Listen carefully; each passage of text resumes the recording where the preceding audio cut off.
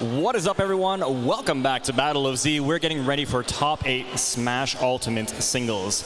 And given the talent that we have here today, I don't think that 2 commentators was going to handle it. So now we got 3. So, of course, I'm Hermit along with... My name is Last, and I'm also joined by... Bashmo_4. We got Battle of Z x UMAD Top 8. It's been a crazy competition, guys, and it all comes down to this one. Yeah, it's been, I think there were over like 150 competitors to start out here in the beautiful city of Montreal. We've narrowed it down to 8, and of course, it's going to be the 8 best players in this entire venue.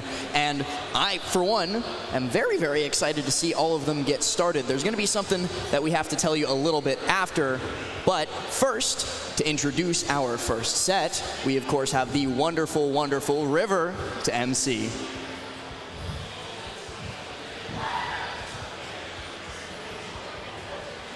Testing 1, 2, test. Ladies and gentlemen, welcome to Smash Ultimate Top 8 at Battle of Z x UMAD. You could do better than that. I said, are you ready?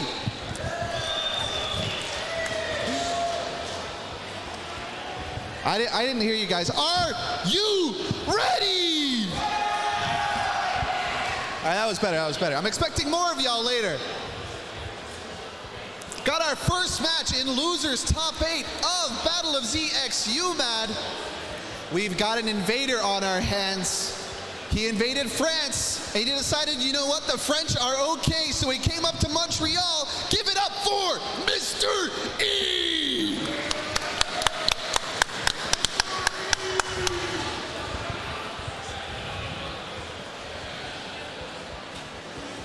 We said we had an invader, but do you consider Black Twins an invader with how much he comes here to Montreal?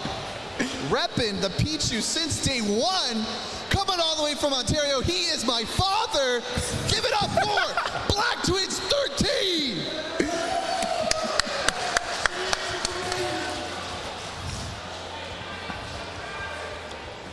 Back to you 3.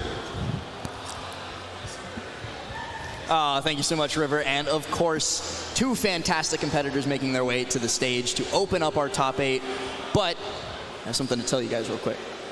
I, being very foolish, made a bet with the head TO of this event, 1Z. And that was that if he made top 8, I would cast the first set in a deep Southern accent. Wow. And so now, I'm trapped. And we're going to be making our way down to the deep south of the United States of America for this first set, because we are going to have a little bit of Pichu on Lucina action. He's got to get the Pichu in his hat right now, and amazing introduction by River. Of course, his father up on stream. The resemblance is honestly uncanny. They look exactly alike, if you ask me. Absolutely. I would never have guessed the relation was there, but this is going to be a challenge. Of course, one of the things we hear about the rats, Pikachu and Pichu, is that, you know, we've heard at times they can struggle with swords, so of course Lucina has that range. And of course, Lucina, the epitomous sortie of Smash Ultimate, you know, just the bread and butter, the basics. They're going to be going through a quick little button check on Final Destination to start. This was just the way they were going to play the matchup. Or yeah, maybe this is real. Who knows? I mean, Pichu needs to play that patient game. Never mind. Like, he needs to get his way in. He can't just afford to rush in because, like you said, the sword will just swat him away. I think this is a button check, though. It's hard to tell, actually. They're going pretty in, but I like the idea, at least from Black Twins, settling for the walk to come his way and keeping all his options open, again, against this sword.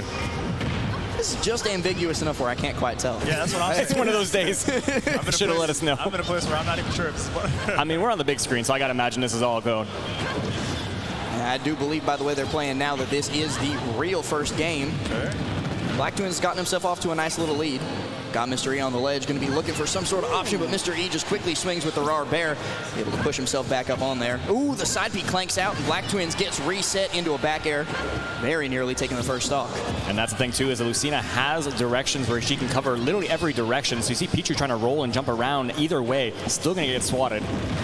Nair 2, very dangerous at this percent for Pichu specifically. Got to watch out for it. The fact that, I was going to say the fact that Black Twins was able to live that long was boding pretty well for him. We saw it in doubles, actually, you and me, Hermit. That's true. That he was able to tank all the way up to like 170 on a couple stocks, but not this time around. He's going to have to find either an F tilt or maybe a drag down back air into a smash attack to close out this first stock, but he's not been able to do it yet. And, you know, the big thing about Pichu here is that every single second that Lucina is able to stay alive, he's going to do more recoil to himself and make this much worse. Absolutely. Now we also have a Rage on deck in this right now, so even an F smash, just a straight F smash coming out from Mr. E could take the stock right now. Yeah, very scary time. This is the lightest character in the game as Black Twins does get that F tilt to connect 97% on the Pichu. He's got to watch out for those straight hits. He makes it deceptive though. Like I said, he's able to live so long with the Pichu, you'd almost forget that, yes, he is the lightest character in the game. Very nearly able to take that early stock with a little gimp on the neutral B. Tries for it again. Mr. E, though, has been able to survival DI through all those and get the air dodges out in time. And up tilt very nearly takes away that second stock. I was going to say, that thing came out so fast, I was confused with the trade for a second. So I'm actually loving the approach right now from Black Twins. He's basically playing a very almost passive Pichu, which you usually don't see. You usually see most Pichus want to just rush in, overwhelm their opponents. He's taking his stride right now, looking for his opportunities to get in on this Lucina. Yes, sir. Gets that fair to connect. What do we got here for a lead trap? Oh, going coast to coast, it seems. All the way around. Black Twins gets a grab off the get up. The get up. I'm trying to keep this up. I made a bet, and I'm going to follow through on it. Barely living that back air from Pichu is Black Twins. We got T-Jolt top the ledge. Yeah, just making that recovery a little bit more tricky than there. Even from like the other side of the stage, still going to do it. Again, even moves that might not necessarily be a kill move against Pichu, it definitely can be. Yeah. And it's another repeat of that situation off the first stock. Mr. E able to get that landing down air, and both of them missing out. The spacing's just a little bit wrong. An up throw here is going to maybe set up, and this time Black Twins able to follow through on the Thunder to take that stock, and we're back to just about even. Pretty much we are at even game last stock. Game number 1 on FD. A little bit of a surprising counter pick. I feel like a lot of people say it's not even a counter pick. This is the starter, yeah. Even so, a weird first stage. Yeah. And I feel like it's not that neutral of a stage in general, especially to start a set on. So seeing FD is a little bit of a surprise in my opinion, but hey, here we are. I kind of agree with you too. I feel like towards the beginning, everyone thinks that FD is like the quintessential, like, oh, it's a no-nonsense stage. But as we see people experimenting more with platforms, it actually can become a counter pick in some matchups. Well, and we even, like, speaking of first games, we weren't even sure if this was a button check or not. There you These two are playing so, like, slow and calculated, and they're both actually having quite a hard time getting past the other's defense. You see Black Twins just standing still in the corner. Mr. E not quite sure what to do about it. This time, though, Black Twins manages to get the nair in, pushes Mr. E farther into the corner, and he is yet to be able to escape. Plus the ledge option, it's just a jump high, looks for an up air, but not going to be able to pull the trigger on it quite yet. Well, that's just it. We did mention that Lucina, of course, is usually the one that's going to swat Pichu away, but it looks like Black Twins is doing the swatting himself. The patience from him the entire game. Didn't rush in and get swatted by a bunch of fairs. Just took his time, picked his opportunities, and benefited a lot in that first game. We talked about that, like those lulls and moments as far as how the game was going. We didn't see a lot of movement at times, and I think the way that game ended was kind of odd as opposed to the lack of movement we saw. He just let the down smash trip the ledge. It is very rare in Smash Ultimate to see a lack of anything, let alone lack of movement. Like even when people aren't pushing buttons all the time, they're at least moving around. But both of these guys kind of mastered the subtle art of doing nothing.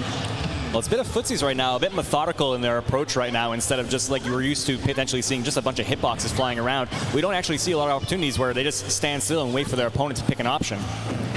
Down throw from Black Twins is going to allow him to set up for a quick combo here. Gets 52% off of it and a potential ledge trap right after.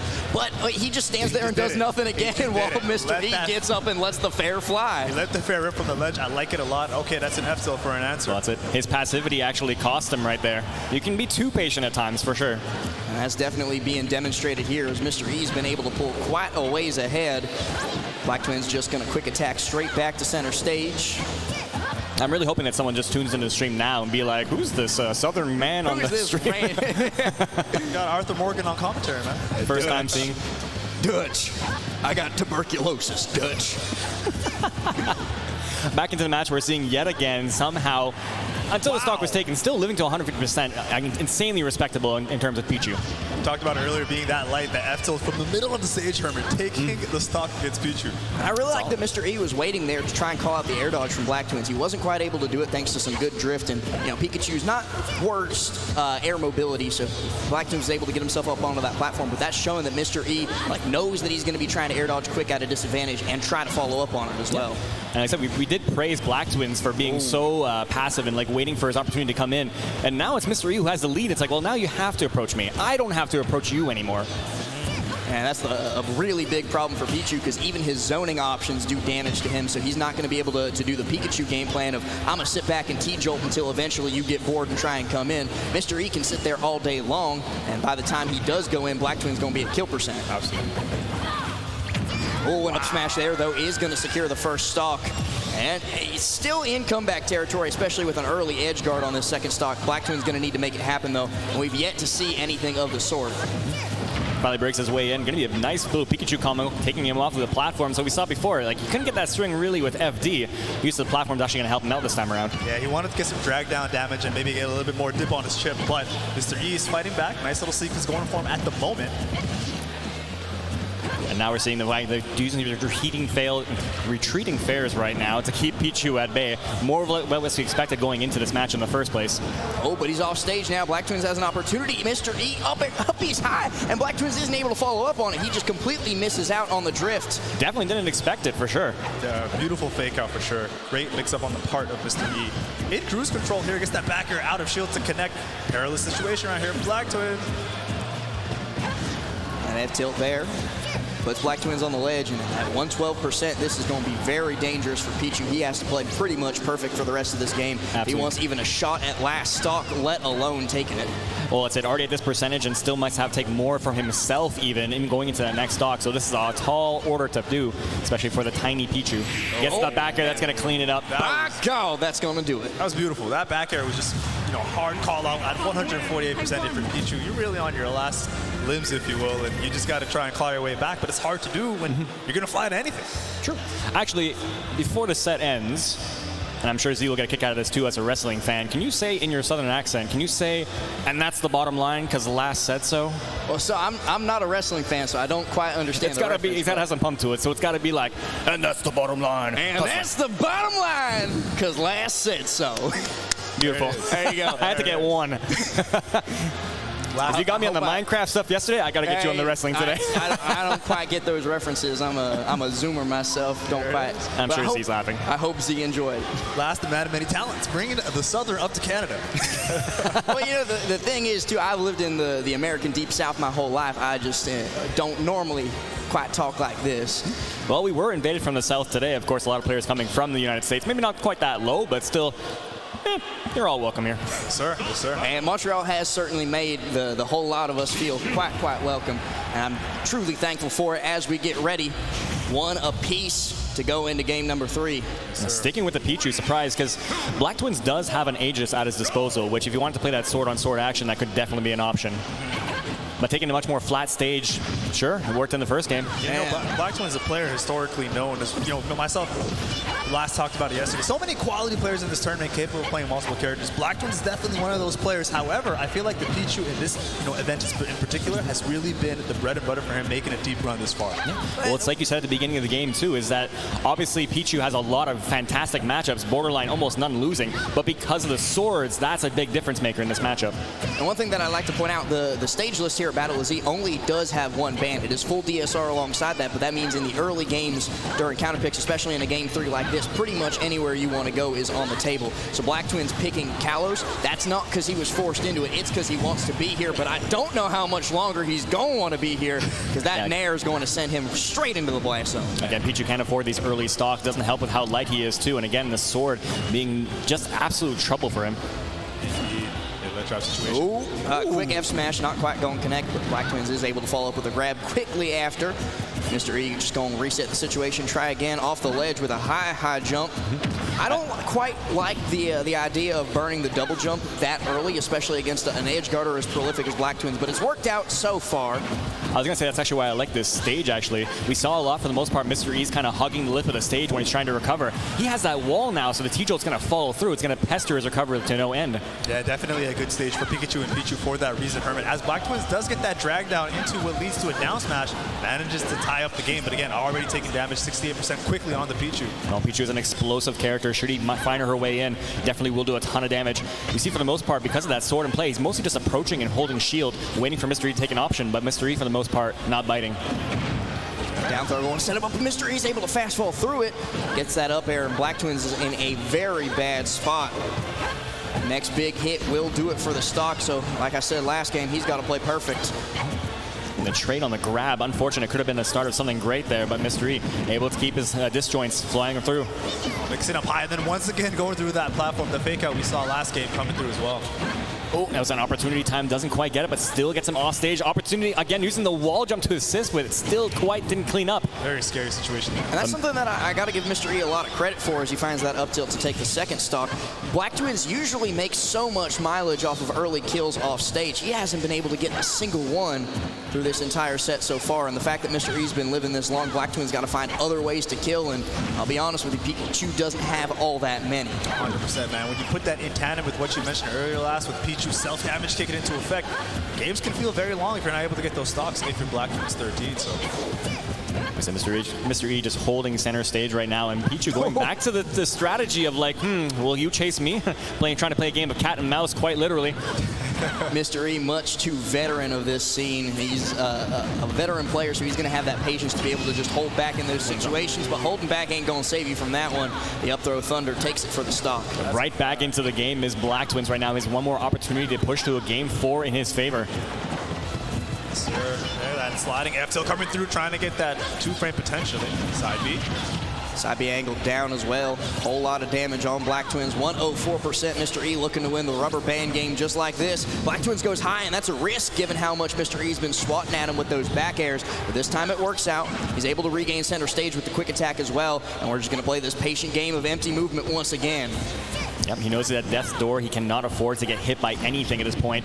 Even from center stage, a fair or a back air might take it out, so he's looking for his opportunity right now to get in.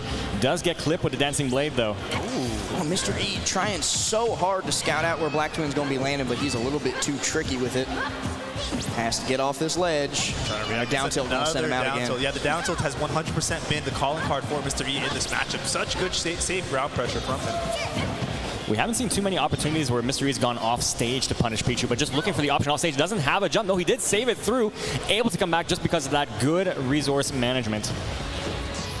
Tries for the dare there, but you know, it's starting to get to the point where this is actually very doable for Pichu, and as soon as I speak, well, the devil hears, and Mr. E's able to close that one out. That was the passiveness coming to bite him right there. Kind of stood still and was like, okay, fine, I'm taking my opportunity right now. Hey, man, he got the job done with that F-tilt. I mean, that was just immaculate grounded play throughout that entire game for Mr. E. Lucina's down tilt, I think it might be her safest grounded option. I think it's -8 on paper, but when you space that thing out, there's not much a lot of people could do. You know, creates tech chases and all that as well. Played it perfectly throughout that game and got the job done. And I mean, specifically Pichu, there's not much Pichu can do in those situations without also exposing himself to quite a bit of danger. Like Mr. E's poking at him on the ground with the down tilt, and if Black Twins wants to even have a small chance of firing back, should it be misspaced, he's got to put his little tiny mouse body in so much danger. That is a fact. Big fan of this stage right now. Town and City, a much more bigger stage to work with. And again, he's been doing good on these flat stages. I like the opportunity coming out of this, especially when the platforms might go away. Getting things off with that down air to connect. A bit more in your face, kind of like we usually see from Pichu, is just trying to rush you down. A bit of change in game plan right now, and so far it's been working out right now. Has a bit of a lead with the percentage. Landing back air, Black Twin's going to be able to get his shield out in time, but another side angle, or down angle rather, dancing blade, going to put him off stage, and that's something Mr. E has done very well. We've talked about like all the empty movement. We've talked about his ability to keep poking at Black Twins with these down tilts. But let's talk about how well he's controlling the ground. Black Twins almost always has to be the one jumping, almost always has to be the one coming off ledge. Mr. E's just doing a great job of forcing those situations over and over again. Absolutely. I'm actually loving the ledge control right now, and for the most part we haven't seen too many edge guard situations coming out from Mr. E, but he just kind of holds the ledge. The great thing about Pichu is that he's able to use his up B quick attack to get wherever he wants, and sometimes he can even claim center stage without issue. I feel like literally due to just how, I guess the way I would put it is, okay, as Mr. E opens it up with that up throw, if Pichu does not get the stock to start things off, it can feel like an uphill battle, extremely with how wary Mr. E is of the options, as well as with the spacing of the ground and moves we talked about. It's just become such a hard time, so Black Twins definitely has to hit the ground running in this matchup. Mr. E's just not even letting him get in, if you will. That's absolutely correct, honestly. It's already a bad situation trying to do that climb when you're stock behind in the first place, but with Pichu, you're probably going to deal 30% to yourself by the time you get that stock off. And especially after the early game nerfs, this character is definitely not one to make a whole big comeback. Black Twins, though, if there's any player I'd trust to make it happen, it would be him. He's going to have to take the stock here, though, before too much extra credit. And Mr. E, what? I don't even know what to say to that. That took some balls. Sometimes you got to play on level 1 to mess up the people that are on level 10, but Black Twins did not fall for that one. Can't be too calculated all the time. You know, you got to let it rip sometimes. Sometimes even a bad play is a good play if it works in the rate. If it works, it's a good play. That's what I always say. If it works, it ain't stupid. Unfortunately, in this case, it was stupid. But so yeah, we're gonna call it a little bit dumb, but that F tilt certainly ain't like a fly swatter on a summer morning. Oh, I couldn't have said it any better myself. Yes, you could have. I'm sure you definitely could have. That just sounded like butter. All right, we got some damage right now coming from Mr. 13s, but of course, he has that as well as stock to make up for it, so definitely in a bad spot right now, if you will. This is tough. So much damage coming out from this one little neutral when the Black Twins managed to get himself in with no jump for Mr. A. Oh, he just falls a little bit outside of the effective range, so no sweet spot on that. It's going to be no stock for Black Twins 13. I think that's the play that he needed. I'm not going to lie. Like that, I think if there was a moment, it was that moment to get that. And that's what it hurts. He's going to look back on this and be like, man, if that just connected, I would have been back in the game. He's got to fight a little bit harder to bring it back. And again, this is actually his last stock. As we're talking right now, this is Black Twins' potential last stock in this tournament. Kind of surprised that slide and F tilt didn't connect, but Black Twins just barely outside of its effective range. Oh, and a shield break. The way you see it go. Well, we'll be seeing you later as Black Twins takes his bow out of the bracket at 7th place. Now, it's funny, I actually saw him do that option quite a bit against Smock, but Smock never bit him. He's like, yeah, I'm just going to do shield break. You hold shield. It's going to work. That's the only time he did that in this set, and a cut gave him the game, essentially. And I feel like that's kind of the, manner in which one has to use a move like we've seen the shield break. It's almost like an ace in the hole, if you will. When you have the opportunity to throw it out at the last second when somebody doesn't expect it and it pops the shield, hey, man, money all day. Yeah. And I mean, let's be real with each other. Mr. E's been doing that for as long as Smash Ultimate has existed. That is the Mr. E right there, and he's going to be able to get Black Twins with it by keeping it in that back pocket for the entire duration of the game. But as I say that, the first set comes to a close, and I get to stop doing the accents. That must have been a struggle right there. Let that go. It's kind of hard to, in my head, force myself to continuously do the accent while I'm also thinking about, what to say for the game. But we got through the challenge. My bet, my promise to our head TOZ has been fulfilled. And speaking of our head TOZ, I think our friend River up on the stage has some new people to introduce. All right, what do we think of that first match, everybody? We can do better than that, right? What do we think of that first match, y'all? Shout outs to Black Twins, by the way. That man's been in the community for almost, I want to say close to 13 years, and he's still performing in top 8s at this level? That's insane. He's got the age to it, and it just gets better with age. But our next two, on the other side of losers, also making the long run. They've also been in it for quite a while. First up, he's unbanned, and he's finally here. He's ready to show it. Get ready for the Steve, y'all. It's Soar!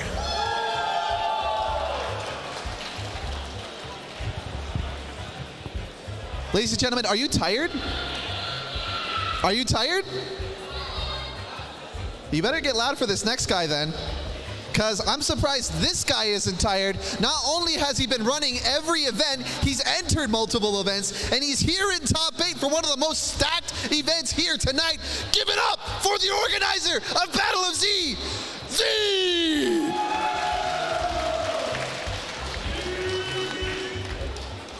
Back to you three. Well, thank you so much, River, for that fantastic intro of two, again, fantastic players. I feel like I'm going to be saying that a lot tonight because all the players in this top 8 are beyond amazing. Facts. And now we have Soar, the Steve, Sephiroth, PT, whatever you decide to play at the moment, extraordinaire, versus our very own head TO, the Diddy Kong main, who terrorized France for a couple months, Z. That's true. He told me about that trip. He was going to every Smash room he possibly could there. But like you mentioned before, a lot of fantastic players. I mean, to get here in the first place, you got to be fantastic. And of course, these two players, definitely deep in my heart. Known them for such a long time. Proud to see them on this stage to show what they got. Yeah, they're absolutely two phenomenal competitors without a question. I mean, they play very frequently. Obviously, being two of Montreal's best players. What has he got on his phone? Is that the script? He's not. Huh? Is that fair? He's running it now. It's his own tournament. He can do what he wants. It is his own event, you know? The Z namesake. slowly typing in, Soar loses 9 stock. He's got the walkie-talkie on deck too, making some last-second calls. This man's TOing while sitting down to play in top 8. He doesn't get more legendary. If we see like a sniper on like his head right now, we're gonna know Soar's in danger. But Soar, get down! Jokes aside, though, I gotta praise Zeke to no end, not just for his level of play, but the fact that he can do it all, be the TO, run this tournament, stay up these late nights, and still somehow get top 8. I can sleep like 18 hours a day, and I still can't get top 8. I don't know. I don't know how he has the energy. I don't see it. It's as an organizer myself, player myself, it's just unreal how he's able to make such deep runs in tournaments that he's competing in, and then not even having sleep the night before. Like, what are you, a mutant? Let's also mention the fact that Z made top cut in Street Fighter 6 as well. Did he actually? Yes. No way. I don't know what place he ended up in, but I'm pretty sure he at least made top 48. That's still ridiculous. So top cut in both games that he entered. He might have ran the whole event. His name's on the title card. This is his tournament. It would be such poetic justice if he won his own. Blood. He might have Saiyan blood. It might not just be a human being for sure. But actually, I do want to point out, not the traditional Diddy Kong, at least being shown early from Z. Actually looking for the much more positive matchup against Steve. Going to be starting it off with Cloud. Yeah, knowing that Soar was going to rock the Steve, you know what he's known for. Z, of course, has had a very competent Cloud for a very long time in this game. Makes sense that he use it at this time in the bracket. Yeah. He's had a Cloud for quite some time, but specifically, I only ever see it now for this match in particular against the Steve. Otherwise, yes, you're right, we would be seeing the Diddy Kong. Not out of the possibility, but I know the Cloud has done some work already. Well, the Cloud has yet to do any work in this first game, unfortunately, as Soar has gotten off to an insane start. 79% already built up onto Z. He finally finds his first hit with the falling fair, but it's quickly reneged on by that falling anvil. Obviously, Cloud having that big disjoint, not only to break the walls, but also keep his opponent at bay. Oh, my goodness. Oh, just barely misses out. If Soar had stepped one more inch to the right, he would have caught Z with the up smash. But he's just going to catch him with the F smash instead, and only 36% on him as he builds a quick little wall to keep Z out and away while he crafts up onto those diamond tools. I was going to say, Labs, you mentioned something about a script for 2 seconds there, but then he got the F smash, so I'm like, never mind. You know, might not be the script. We had a rework. the writers got back in. Okay. They did not like what the director chose. Sir. The producers ruined everything. It happens to the best of shows. Oh my goodness, Soar getting some damage off. But see, with the lingering hitbox of that up air goes for a Hail Mary. Well, that's going to cost him. Obviously, having a disjoint is fantastic, but he gets comboed so hard by Steve, but also the edge guarding potential is just limitless, as you see right there. Builds his own stage to get there. Is that even edge guarding at that point? It's like a little pier. He made the boardwalk. Walked the plank, but it wasn't him who died. It was Cloud instead. Now got no resources, and Z finds the well-deserved punish on Soar for just standing there in center stage and charging that F smash. He definitely needed that F smash to connect, but after 58%, you got to wonder what's going on in Z's head right now. I mean, he's got to make up the steps and quick. I think what's going through his head is, you know, I get to save at least a little bit of money getting 7th. One prize I don't have to pay out. Oh, the limit runs out just in the nick of time for Soar, and he doesn't get punished by it. Could have been huge, especially if he turns around. Still taking the damage as he can right now. On death's door himself right now. And that's the thing about Steve. He's like, you got to watch out not only for what he's doing, but what he can follow up on. As we saw in that first stock, blowing up TNT and then just following up with a forward smash. You got to be ready for everything. Yeah, it was a nice little smoke screen that Soar built. The smoke screen not going to keep... Oh, that's it. Oh, messed it up. Can he come back? No, you had it. Okay, never mind. Soar still recovered, I guess. I was right. If he reversed it, he potentially could have got the spike, the cheeky spike at 0. That was just a strange sequence to end the game. I don't have another way to put it. That play was almost very intelligent and very stupid at the same time. It's like a Schrodinger's Gigabrain play where if it works out, it's amazing. If it doesn't work out, it's not. There's a parallel universe where Z won that game. Unfortunately, not this one, though. This was the best of both worlds, man. Smart and stupid. That was a Hannah Montana moment, if I've ever seen one. Let me tell you. Wow. Going to be going into game 2, running it back with the Cloud, and I saw signs of life towards the end of that game on PS2. Now that he has his counter pick as well of Battlefield, we could see a very different game, or we could see a grab at 0 that Soar very well might turn into a stock. Oh my. Or at least a damn good 78%. Up you go. It's not done yet? The custom combo is still not finished. It's still going on. It's not finished yet. Okay, at least gets to grab onto the ledge to avoid the damage from TNT, and Z gets his first hit of the game. Yeah, you did mention that he did really well in the end of that last game right now, but this game starting off just the same as we see a huge amount of damage on Cloud in the early goings. And that could be a stock right there taking off stage. How is Cloud to recover? He does. Yeah, Soar messes up the block formation just a little bit, doesn't cover the area right next to the stage, so Z is able to use the climb hazard to get himself onto the ledge. But he's at 127%. The next meaningful interaction, a minecart, a back air near the ledge, an F smash, whatever, will probably spell disaster for this stock. Up, and an anvil does it. What was that? He froze in space there for a split second. That was odd. He had to think about it. Quite a bit of action right there happened on screen as Soar takes the first stock of the game. That could have been a cheeky combo right there if he got the grab onto that. And these climb hazards, I don't know about this one. He's not getting punished for some reason, but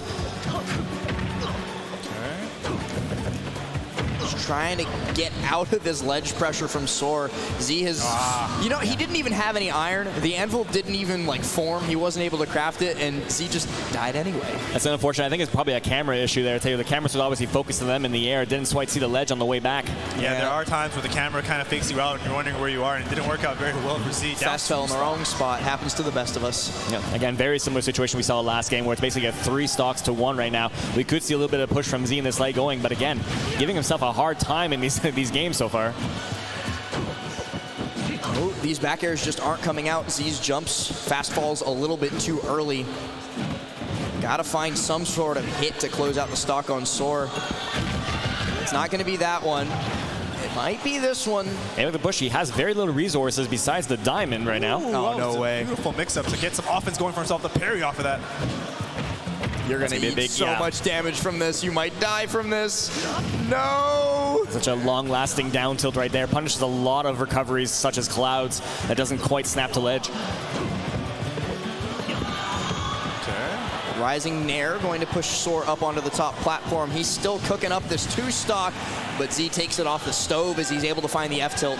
Diamond now crafted up. Soar's resource bar is depleted, but very well might not need any resources. I mean, he's got the diamond right now. He's got a lot to work with regardless. And double climb hazard, sure, that's a Z tech right there. And what's I always saying against Z is that you're never fighting a Cloud. You're never fighting a Diddy Kong. You're fighting Z, the player, who fights way differently than anyone else. He's playing the person versus person battle, not the character matchup. Wow, he let that up B rip without even thinking twice, and then he gets hit by the anvil on the way down from Soar, so taking the second game.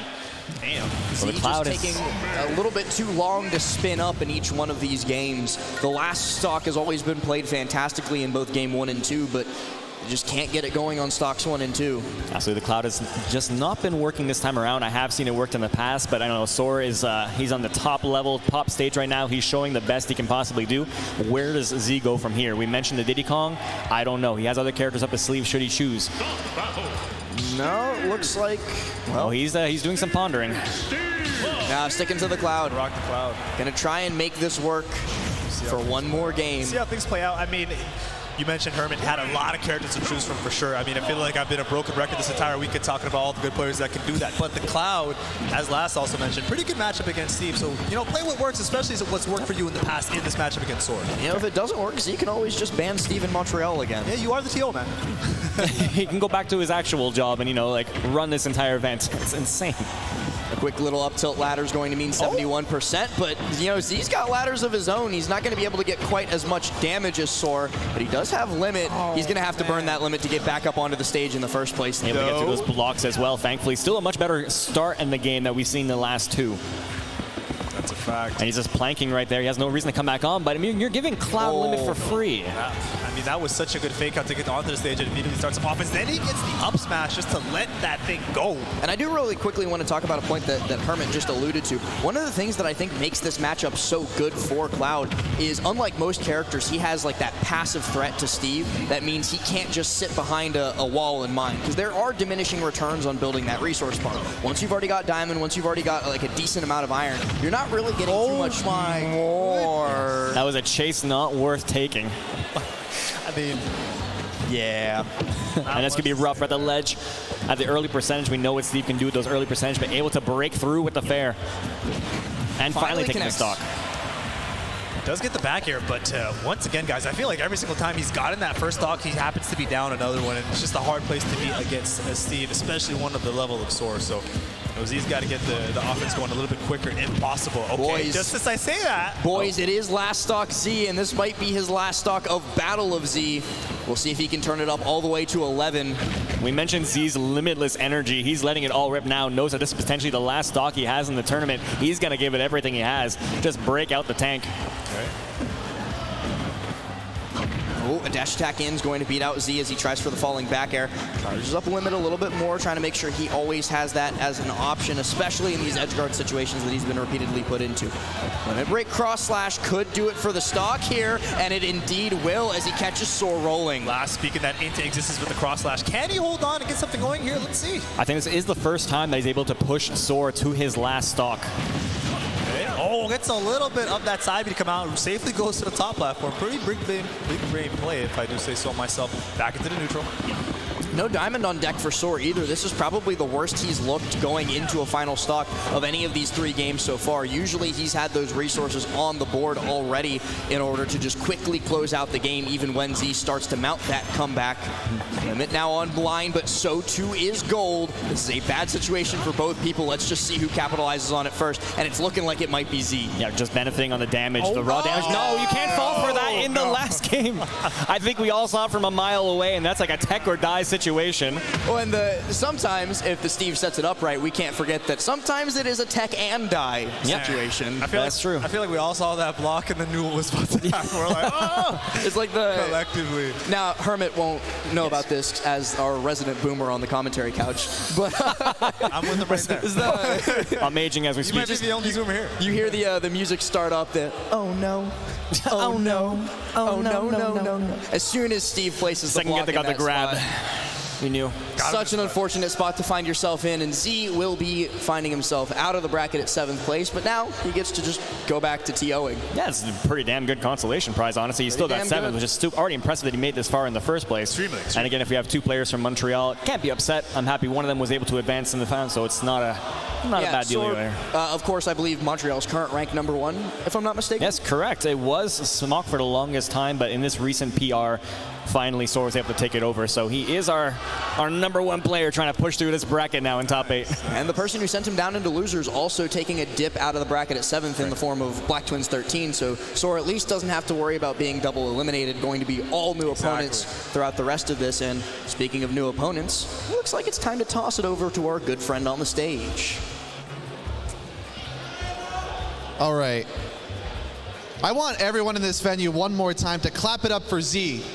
Everyone, give it up for this guy. Everyone, even you guys up there too, clap it up for this guy. Making top 8 in Smash Ultimate and running the whole event, that's insane.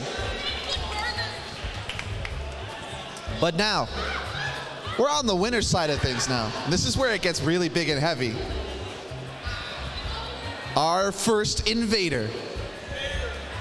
Flying high in the sky, all the way from New York, give it up for Tilde!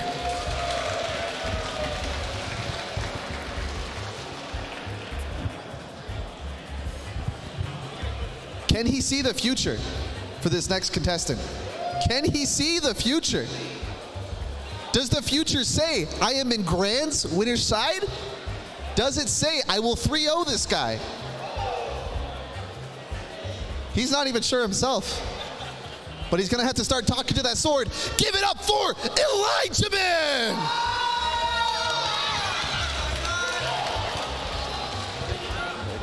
Back to you 3. Thank you so much, River. We, like he said, have the only Canadian player to make winner's side in the form of Elijmin versus one of 3 tri-state invaders to make top 8 in the form of the Falco player extraordinaire and Twitter clipper extraordinaire, Tilde. I mean, Elijmin is coming all the way from Durham/Toronto area, representing Ontario in this event. So my man is out here doing his best, and he is absolutely an incredible Shulk for the age. I'm excited for this one, guys. I'm excited. We already seen already how fantastic he can be. So yeah, I was kind of invested into the last match, seeing my boys, but now you get to see one of your boys against one of the best, of course. Absolutely. And Tilde, like you said, he is one of the best to do it. winner of Riptide this past year and top 8er of many a tournament, and also ruiner of many an Iron Man on Elite Smash. I've seen clips. It's phenomenal. I've been on the wrong side of, Elite Smash at 2 a.m. finding Tilde many a time. Let me just say, and it's not a fun time. And you've probably gotten put on Twitter like the rest of us. Undoubtedly. But a huge credit to Tilde, one of my favorite content creators currently in the ult scene. You should definitely check him out at Tilde_Fox, both on Twitch and Twitter. Quick shout out to him as he gets ready to play this set, and he's going to be going up against a little bit of a tough matchup in the form of, Nair God Elijmin. Absolutely, because obviously Falco loves to be in the air. He actually doesn't have disjoints per se, but he has a lot of priority on his moves.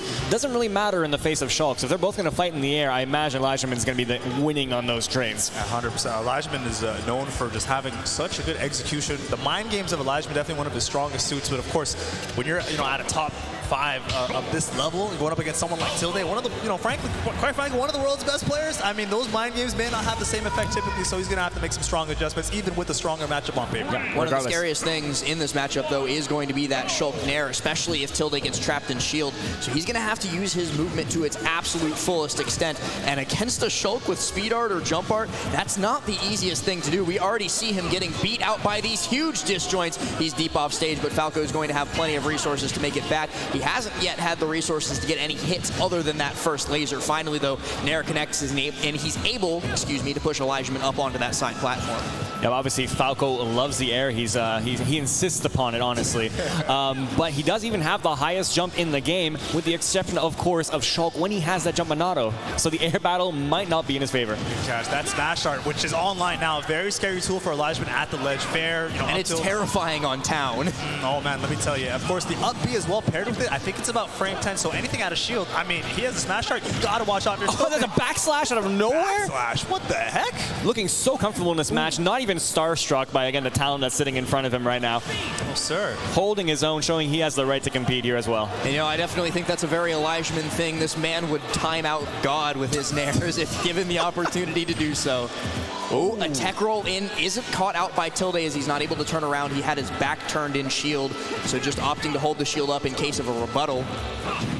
And it's where it gets so scary, especially if he's able to take this first off of Tilde, because we saw how long he can survive with the shield art. Okay, letting that fair rip from the ledge. Very good Falco option when you're at the ledge. Quick little trade out, I don't really think goes in the favor of either player as the situation resets pretty quickly after the fact, but Tilde's finally able to get that drag down, and like you said, the shield art comes out and saves his life. Even an F smash at 130, not able to do all that much. And that's the big problem about this matchup. Gets the first stock, beautifully done. And that's the problem with this matchup, is that Shulk can borderline cheat with that shield Monado. A lot of what Falco does is either multi-hits or they're just extensive strings. They're not confirmed combos. So he can afford to switch whatever Monado he needs at any point. Elijmin always has the right Monado on the line. That's what makes him so scary. And look at this combo! Spicy damage. 101! Goes through the platform to survive. We talked about that up B once again being frame 10. Tilde has to watch out with how he hits the shield of Elijmin, especially when it's Smash Monado, but he's just chilling right now. 3 stocks still? Yep, they're not sending off. Usually Tilde would, oh my gosh. 2 stocks above in this first game is setting Tilde off his chair. Okay, it's that Nair connect right at the ledge on Town and City, but down an entire stock. I mean, Elijmin is hot off the presses right now, guys. They always have Shulk on every tier list. So yeah, he's clearly top tier, but then why is no one playing him? Oh, because he's too hard. It's great to see someone actually put the work and show what this character is capable of. Elijmin finding that initial hit, but Tilde's able to fire back quickly, and I think we're going to see a lot more of that move specifically as the set goes on. That reflector is one of Falco's, actually it is Falco's fastest option both in the air and on the ground, and since he's been getting stuffed out so much by Elijmin, the range that it offers alongside the speed I think is going to be very, very helpful alongside this laser that Tilde is now making use of. That Buster Monado, man, the damage output is so crazy. We saw it on that second stock. Tilde does not get the tech chase that he wanted, but you got to be very careful depending on the Monado art that Shulk has on stage. And Chase, he's saying the end is near right now, even at 61% with Smash, it might make it happen. I would be shaking in my boots if I was Tilde in that situation, but he's calm, cool, and collected, makes his way back onto the stage, and brings Elijmin down to even. Last stock for both players, despite the early lead that Elijmin got up to. Now this is looking like it might be a reverse 3 stock. To show the top player mentality right now. Yeah, he did get blown up on those last 2 stocks, but now look at the stocks right now. They are clearly even and not too far behind in percentage. Sacrifice your morals, Tilde. Camp him out when he's got Smash Art. There's no reason to fight it. You got to do it when you can do it, and that's definitely a time that you should. Uh-oh. Well, Smash is a double-edged sword, honestly. Even though he does deal an insane amount of knockback, it also applies to him as well, so he can't afford to just throw it out willy-nilly. Elijmin just throwing these hitboxes out, covering pretty much the entire part of the stage that he occupies. He's like, this is my zone, you may not enter, at least not without paying the toll. Tilde, he didn't bring any change, so he's gonna have to find some other way around. Got Elijmin at the ledge, but the Rising Nair beats him out once again, and Smash Art is back. Run! The end is near. He's camping on that platform, thanks to the benefit of Town and City having there. Up B across the coast to coast! Off of the top. That was so smart by Elijmin, knowing that Tilde just wanted to be out of there, even went low, and using that up B pretty much almost reactionarily with the Smash Art. Incredible, incredible stuff. I'm surprised by a couple of things there. One, that it didn't like stage spike, first of all. 2, that it killed from that far away at 110. That's a good point, actually. It's a Town and City moment combined with a Shulk moment, and I think that it's just beautiful. Oh, it's a perfect scoop, honestly. Man, what a great start for Elijmin. And a very sick conversion, too, like the awareness to recognize that, okay, I have Smash Art out, Tilde knows what that does, and he's going to run the hell away from me. And so instead of just chasing after him willy-nilly, I'm going to position myself where he wants to be instead of where he currently is, use one of my longest-lasting moves, because eventually he's going to have to jump into it if he wants to make it back to stage. And I wasn't expecting it to kill, but it certainly did do that thing that I just said. Well, it goes back to what Bashmo was saying, of course, about the mental game of Elijmin. And the thing is about Monados is that when you use it, obviously your opponent sees it. So there's a bit of mental games like, well, I know what you want in this situation. Right, so he's playing off of that. Always an interesting thing to see with how top Shulks deal with, because Shulk, one of the most telegraphed characters in the game. He pops a Monado and you know exactly what he wants. It's not like Shulk can mix it either. I think I know what Tilde wants. Jump Monado busted. Yeah, as good as that Falco downer can be, a lot of people don't realize it's actually not one of the stronger spikes in the game. I would say it's one of the weaker ones. So but how many characters can live it at 70%? And that's where Shulk is just crazy. You know, that's just where Shulk is nutty. Going to shield form, of course, at this high percentage right now. Just attack on some damage and risking it all with the Buster. I mean, at this point, he's at death percentage anyways. See if he can get some extra damage himself. Gets that down air. The down air. This is what happened during the last game. Just a couple hits. The down air dash attack brought him from, I think, 35 to 80. That is crazy. That's the Monado's power. Right on cue is Hermit right there. This is insane right now when we're watching. Tilde trying desperately to find an option to stuff out Elijmin's sword, but the side B is punished very quickly by an up B. Ooh, the F tilt would have killed for sure, but instead Tilde finally fires back and makes use of Shulk's Smash Art against him. Even from just today, I've seen so many of Tilde's matches where his opponents just kind of break down, like they just panic and they don't know what to do. Elijmin still staying cool and collected all the way through, even in these pressure situations. Love to see it. He definitely deserves a spot here in winter semis. Shield Art immediately makes its presence known. Not going to get caught by that combo, says Elijmin. And Herbert, to build on what you're talking about, I think with Tilde specifically, as he does not die due to that downer, specifically with Tilde, I find something to be great, wow, is the fact that, you know, Falco doesn't have great mobility in the air on the ground. No shot! I'm sorry, Bash, I know it's so hard to talk. Don't even worry about it. He wants to get this analysis off so bad. I mean, you know what? It doesn't even matter. Eli tied up the game. This is crazy. Tied up the game in terms of stocks right now, but we saw, especially with Buster form, what it can do, even without already 44% to his name. And it's going on. It's even now. He's already at 92? Something is gone? Your elevators here, sir, will be taking you to the blast zone now. How do you get an up tilt that big, that fast, and kill pre-100%? Shulk thinks, my friend, the crowd is getting into it as well. Eli suddenly has the lead in this game. Oh! Gets the read, but shield form not going to care about that. Excuse the streak. That was exciting.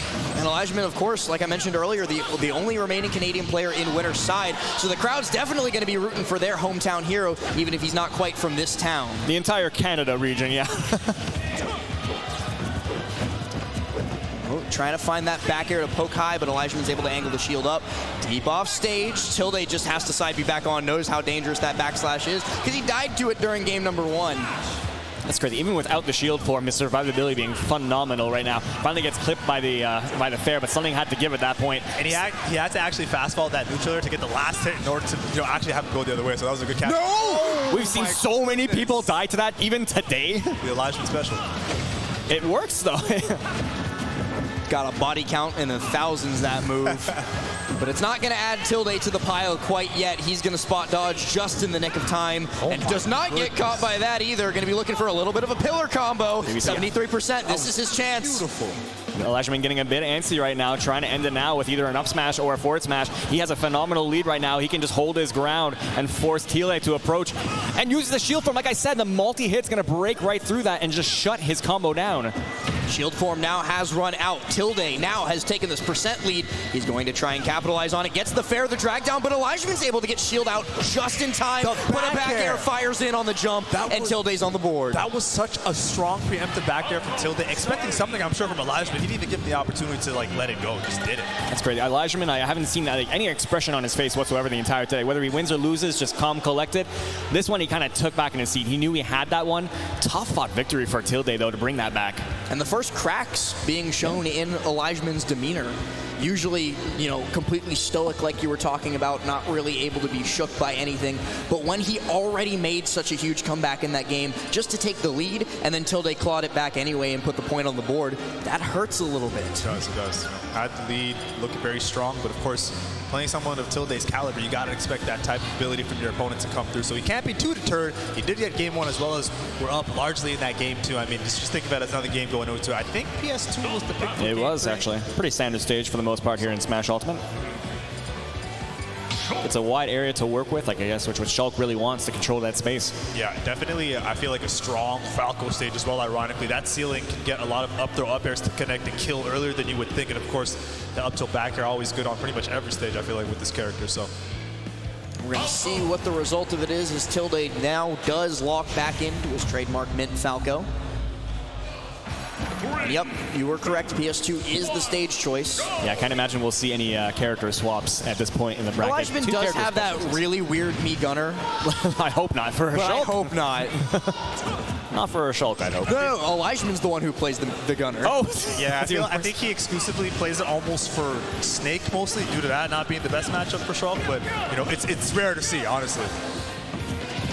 Landing Nair going to push Tilde off stage once again, and that's something that he struggled very, very hard with, either landing or getting back to stage when Elijmin's just like, aha, I have a sword the size of Mount Rushmore. We mentioned a lot that obviously Falco has a phenomenal jumping game, but he's actually kind of slow to get in sometimes, which is going to make it really hard for Shulk. Ooh, weak hits of that, not doing Tilde any favors twice in a row, and that means Elijmin's going to be able to claim control of the stage. He does not quite get the timing on the Firebird back to stage. So I like that angle, though, going back to ledge there, because you know he's looking for that fair, especially in the smash form. Ooh, again, getting a little overzealous right now. He always has that lead, and he kind of throws out an option that seems kind of questionable, and eating a ton of damage for it. Yeah, he really did a good job chasing him with the shield art being in play and knew exactly where he wanted to get him damage off. Ooh. The F smash not quite coming out in time to be able to punish the high recovery from Elijmin. Yeah, I'm liking the smash form right now. He only ever goes into smash form once he gets that advantage. He actually forced back there a directional air dodge, but couldn't punish it with the smash on deck. But then, of course, Tilde with that down tilt, one of Falco's best grounded options. Drag down into down tilt, especially when Elijmin no longer has access to the smash art. It's going to be Tilde's main method of killing. We've already seen it a couple of times. Yes, sir. Very timely. Ooh, very game. Definitely looks like Tilde is finally adapted into the Shulk. Again, Shulk, not a character you see very often, so it might take a game or two to really figure out what's going on. But now he's had the whole run of the field right now. Nowhere is safe right now for Elijmin.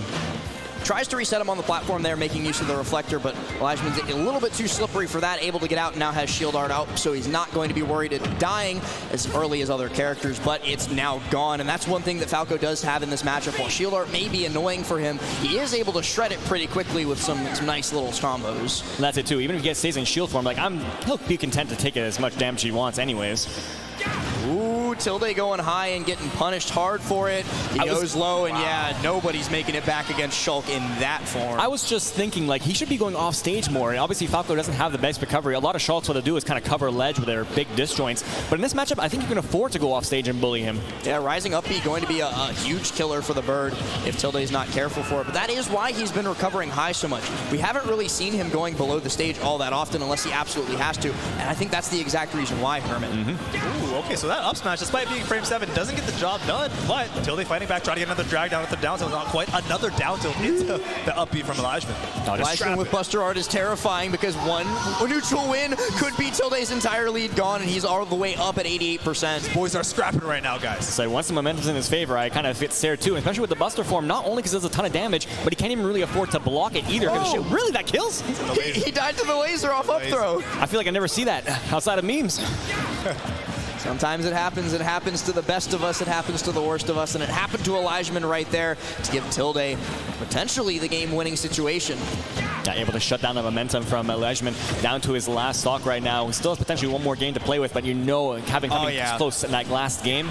Tilde has definitely figured out how to activate the cutscenes on Shulk's shield art. He's like, you like Xenoblade? Yeah, going like these cutscenes. Going for the double down tilt to get that damage earlier. That was a good call. Off stage again. Speed art running out. You can't just jump on Falco like that. Oh, definitely a very strong Falco ledge trap tool is that, short hop down at the ledge to cover the jump. And I mean, it just sent him reeling right there. Yeah. Especially when you're playing Shulk, you always want to just jump off the ledge and throw a meaty fair kind of thing. Falco's always ready for that kind of stuff. Every day of the week, and we were talking about it in between games, and Tilde has found those adaptations. The critical one, like we were talking about, was the ability to start dealing with shield art, and deal with shield art he certainly has. Now it's Elijmin's turn. He's going to have to make some changes in order to deal with the new and improved Tilde. I mean, this has been a phenomenal adaptation on the part of Tilde, catching the different timings of the Minato arts, adapting to each one as well in terms of how to fight them, just like the shield one we saw earlier. And Herman was talking about that during game number 1. He was like, Shulk is one of the most, easy to guess what they want characters in the game. He's very telegraphed in what he's going for, because whatever color he's glowing, it kind of just tells you what his game plan is. Spinny, spinny rainbow right there. It just shows you what he wants to do. But despite that, Tilde holding firm onto small battlefield for game number 4. And interestingly, that's Elijmin's counter pick. He went to a stage with less space to work with instead of more. I feel like I almost kind of like that because it kind of shuts down the potential camping with the lasers from Falco. You have a big disjoint, so you can cover a huge widest area. And look at right now, it's already panning out phenomenally in the early goings of this match. Tilde would never camp. That's against his morals. Yeah, I did say we saw actually a ditto yesterday between a Falco and a Falco. One more the passive side, and him using the lasers more on the aggressive side. So definitely would never say he's a campy one, but it's always on the table. For sure, for sure. Rising Fair doesn't quite catch the jumping Shulk, but he is going to be able to drag him down again, and as the art runs out, it's a rapid jab to push him off stage. Elijmin with speed going to try and jump back on. He has to be careful of that, though, because that's how he died during the last game, jumping off ledge with speed art. What's really impressed me with Tilde catching Elijmin in the shield mode as Elijmin gets that up tilt to connect. He's doing a good job just reacting to the the increased landing speed and all that, but I guess when you have a smash art and up tilt, it doesn't even matter. Yeah, especially if it covers the entire platform above you. The sky and then some. I thought Falco preferred the air. He did prefer the air, not a platform, though.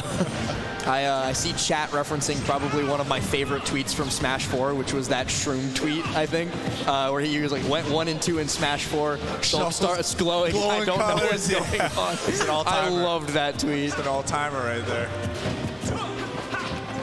Tilde looking to find his way back in. He needs to find a stock soon, or Elijmin's going to just keep building this extra credit, especially with the Buster art. But once again, he's just going to let that. Oh, no, not again. Not the backslash. That would have been crazy. There's always the scariest moment when you see, when you're a stock below and the Shulk is at a plus 100%, they're already at death percentage. I'm like, I can go into Buster and just get a ton of damage, an extra gravy percentage before I lose a stock. No harm done. Does eventually lose that stock, though, and Tilde is going to be looking for one of those patented cutscenes right here, but Smash Art makes it a little bit too difficult to connect, and he goes for the vision, maybe a little bit ill-advised. I was thinking the exact same thing, too, last, is that he went for that early smash comp. Oh, no never way. mind. Clips him out. No Minato needed. Two-frame working out there for young Elijmin. And I was saying he should be going off stage more to get these edge guards, but maybe he doesn't need to. He can just use a sword on the ledge like that. Wow, able to get that up B to connect despite the spacing. I thought Tilde was good. Okay. It feels like up B will hit you from across the entire stage if you're not careful about it. You don't even touch Shulk's shield and the up B still connects. This thing is the size of Russia or something, man. I think it's huge. That's the thing too. We always joke about range with some of these characters. We got the Min-Mins and the Sephiroth, but there's a difference between range and coverage. They have long, pointy hitboxes. Shulk just makes a giant ball around him at all times. He's got his own little bubble. You cannot pop it. Oh, Tilde's gonna get popped here. Every time he lands a down air, the crowd goes wild. I was going to say that right now. I'm noticing that. As soon as he gets a buster down air, everyone going crazy. It's a really cool move. Fair play, fair play. Oh, and this time he went off stage. This time he went off stage and got the edge guard. F-throw with Smash Art sent him so far off stage. Everything Herman was saying came into fruition in that game 4 for Elijmin. Maybe I had the vision this whole time. I didn't even play Xenoblade. He might have been knocking on a potential top 3 here in this game 5 if things keep going. You never know. Absolutely. I think this is the furthest Tilde's been pushed here in this bracket so far. Look at AK in the background. He's animated. Game 5, our first one of this top 8. It could go either way because both these guys, we were talking about it in between that game. The adaptations from Elijmin came through in full force for a 2-stock. So we can play at that game. Play at that game. And 2 are playing at that game. Tilde looking like he's thinking hard about where to take this pesky Schultz. That is the question. That's it. I think we did see the smaller stage actually did benefit a lot. Kind of like I was saying, like, I was even surprised by the PS2. I'm not going to question it because he's on the stage and I'm not, but I think the smaller stage actually worked out better for him. You have these big hitboxes. You might as well cover as much of the stage as you can. 100%. Exactly, and I think given the fact that Tilde was able to win it out on PS2 and not on small battlefield, he is going to try and take us to a longer stage. But the thing is, this tournament does have full DSR, so if he is counterpicked on a stage and won there, not able to go back. So, fortunately for him, though, no, fortunately for him, PS2 was Elijmin's counterpick. So he's able to go to it. When you combine all that last, as well as like with having just one ban in the best of 5, stages could become a tricky part. I was playing yesterday myself in the tournament, thinking like, man, where do I go now in game number 5? You know what I mean? 100%. With a ban on top of that, yeah, I completely feel that. Everyone has their own stages. I think the stage list here is actually fantastic, so we'll go for it. Unless there's a question here. Oh, maybe there is a DSR coming into play? Oh, maybe I am wrong. Maybe this was Tilde's counterpick. Or I think he still won on it. It's like if you won on the stage, you can't go back to it. It's full DSR, so I guess counterpick or not. I see. For those at home not sure what a DSR, it's a Dave's stupid rule, so essentially you can't go back on a stage that you previously won on. Right, I was thinking of ASR, which is Eamon's version of it. I didn't even know that one. What's that modification? That's the one where I was saying where it's only if you counterpick and win, so if it's your own counterpick. Okay, got you. Makes sense. So because we have full DSR, some people will play with half. So you're in your best of 5, you can potentially go back on the first stage you won on, but not the last one. Not the last one you won. This one, it's full. So even the first and second game, you cannot. Let's just make these best of 5s really tricky. Yeah, I know. Let's just go back to normal bans. It's just PS2 all the way through. You know what? Question mark. No more stages. We just settle the set in RPS. Taking Kalos, as we were kind of discussing already last, is that the bigger stage might benefit, and I think this is as big as you can get with the stages they have left.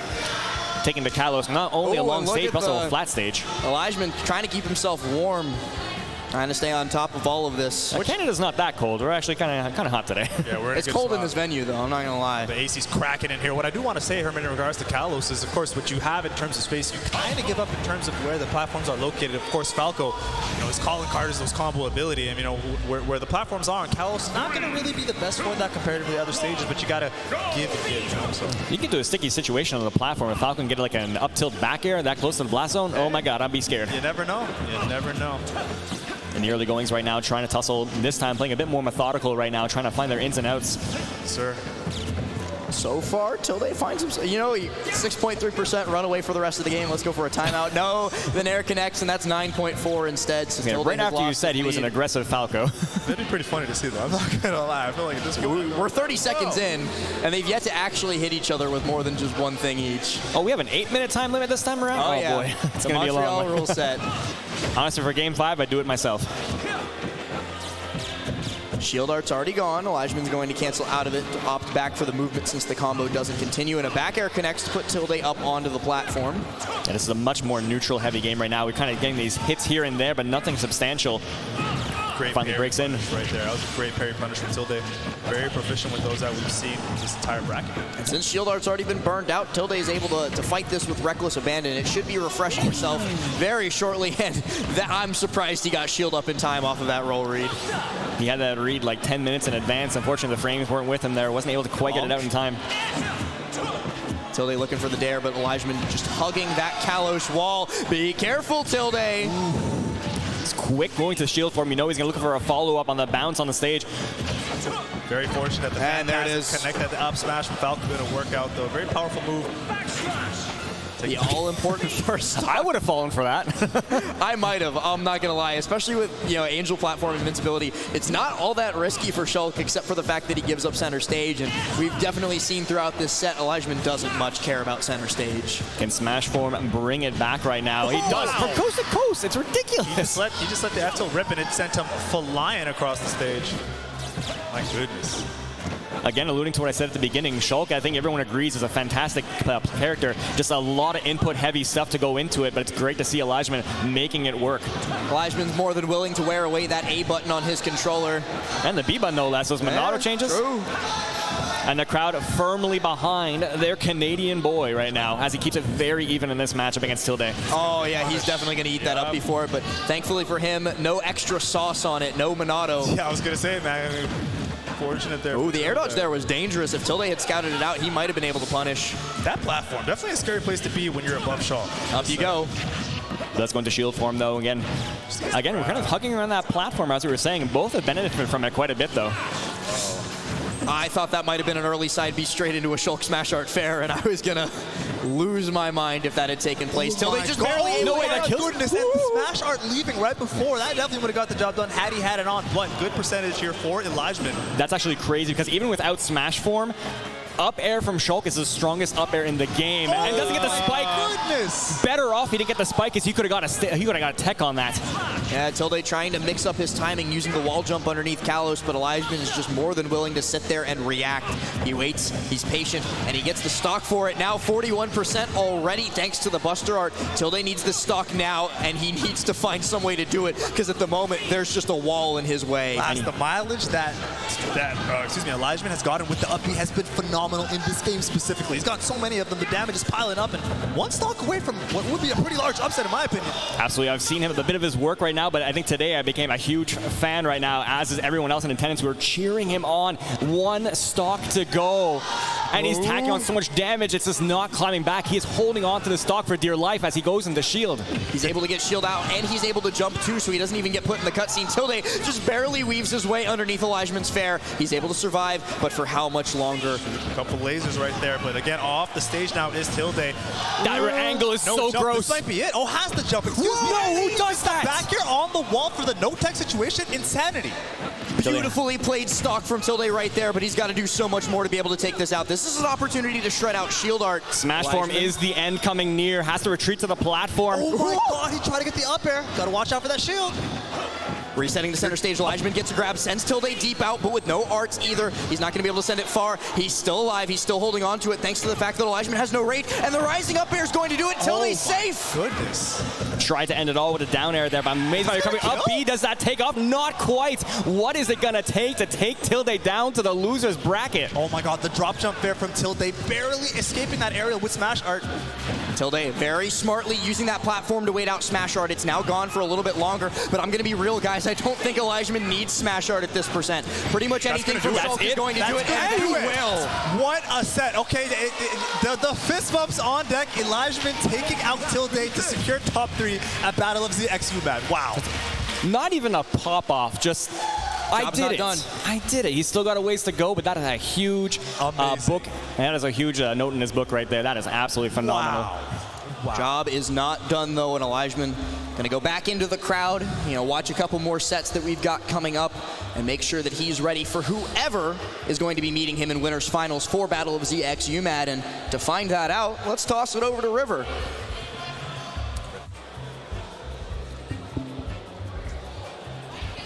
Apparently he saw the future. Apparently he saw it. Our next match. Currently in consideration now for being one of the best players in the world, and I am not kidding. Zomba here ready to take it all. Give it up for Zomba!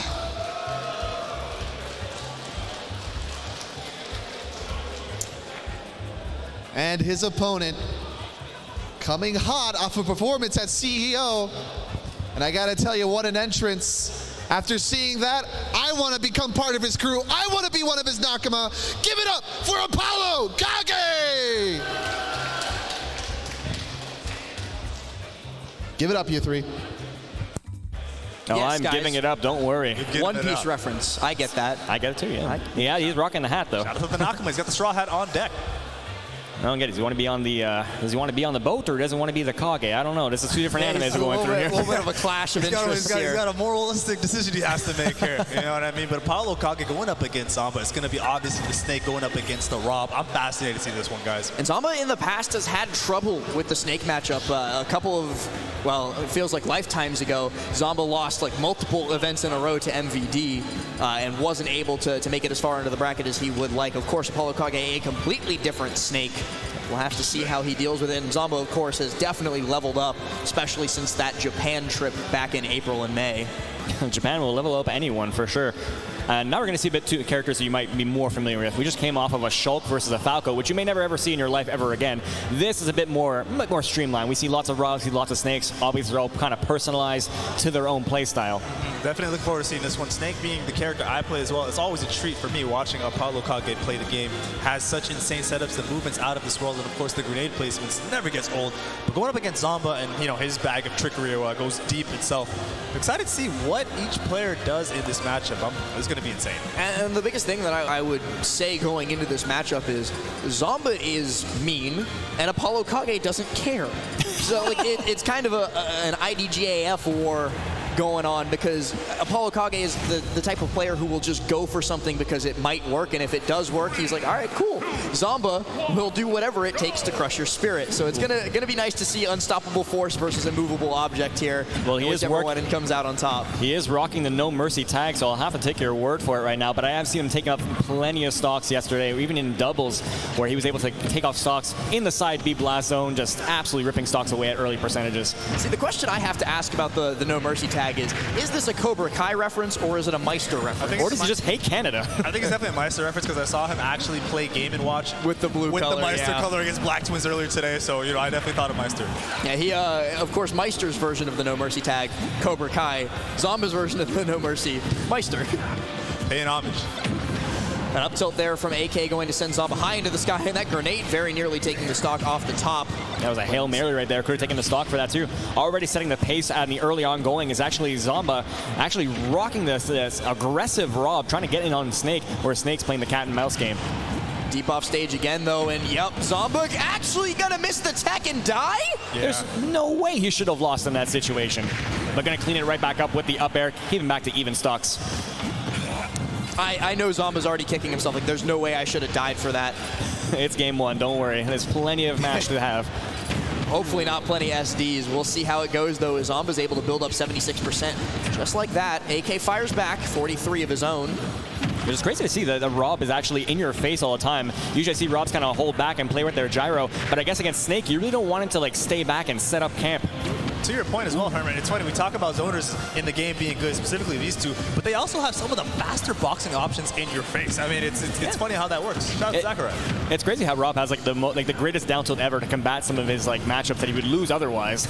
Yeah, they accidentally gave him Ken's down tilt for some reason. That down tilt is wild, man. Thankfully, no Shoryuken. And there we go, to down air. Zomba able to position himself perfectly to fire off with that checkmate down air. Thanks to Cypher's slow movement speed in the air, ApolloKage is not going to have any options to avoid it. And the thing is that once Zomba got himself a lead, he's now just going in on AK and swinging. He's like, all right, we're even in percents, and now I can play the trade war. Swinging is oh so dangerous. However, last when you got that massive frame 6 up tilt from Snake. Speaking of the devil, another one connecting right there on the big body of Rob.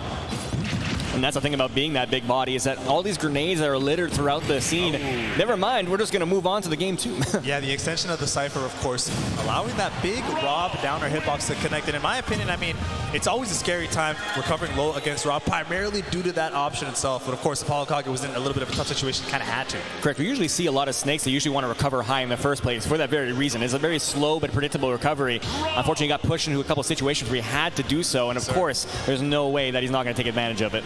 And not every character has the toolkit available to be able to edge guard Snake, but those characters that do, they do a very, very good job of it, and it turns one of Snake's greatest strengths, his ability to make it back to stage at pretty much any angle he wants, into a pretty hefty weakness because he's so slow when he's doing it. Well said. Well said.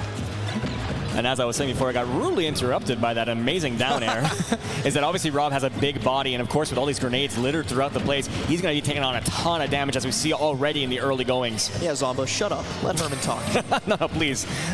I'm there to stars. I'm just here to talk. Beautiful turnaround there to catch the grenade explosion from ApolloKage, putting on damage quickly. Sometimes it feels against Rob, though. It doesn't really matter. He just does the same thing right back at you. Well, a quick shout out to Riddles for the raid, sending a good chunk of viewers towards his TL brothers. My man Riddles, MK in the build. Canada supporting Canada. You love to see it. And has to go for that low recovery again. This time letting go early. All right. AK still holding on to the percent lead, but we already saw it twice during the last game. That can be ripped away from him in an instant, both off stage and on stage if Zomba gets his way. He's looking for a gyro. Oh, and the clank with the up tilt's going to mean that Zomba's able to just get in there and grab. A quick mash from AK, though, means he's going to get the opportunity to set up that Nikita edge guard, and he capitalizes beautifully. Able to get the Nikita on the Rob, grenade in hand. Well, that's the thing, too, is that obviously Rob, no one's going to argue he has a bad recovery, but it can be slow at times, very susceptible to that Nikita. Air dodges away from the down tilt, and AK was almost cooking, and there's no punish available for that because the grenade was perfectly placed, so he's just able to get out of dodge. Mentioned those setups earlier. ApolloKage has a million of them, let me tell you. A million might be an understatement. Ooh, the Cypher early air dodge going to hit Zomba in the face, but the back throw and then betrayal. That was beautiful awareness from Zomba. Knew the grenade was in hand, and with the percent combined, that back throw plus grenade combo, get him out of there. Well, you play with fire, you will get burned. Or in grenades in this case. Ooh, and a quick grenade toss going to reflect, not quite actually, but send Zomba's gyro away from the danger zone for AK. Get a little bit of damage off to boot. Okay.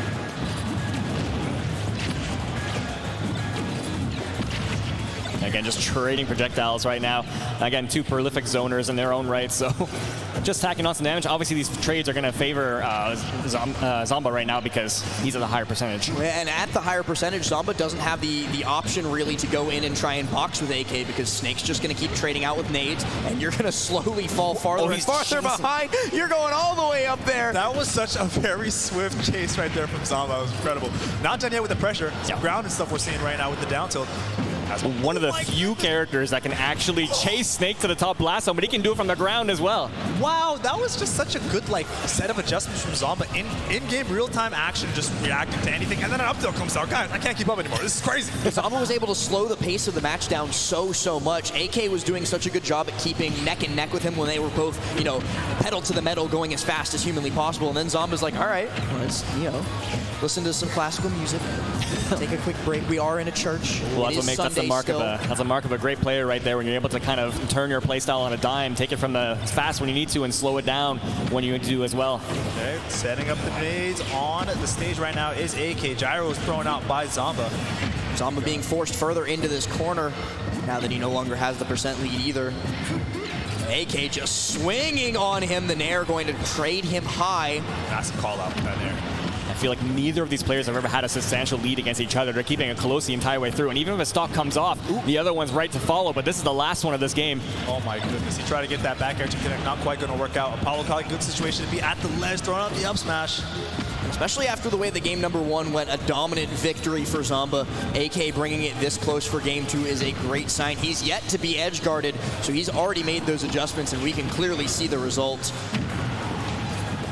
There's the chase. No! I cursed him! That's all my fault! I'm so sorry. Damn, that double back air literally below the stage, getting the job done. And it's funny, guys, we talked about the end of game one, and we saw why Snake going low is dangerous against Rob.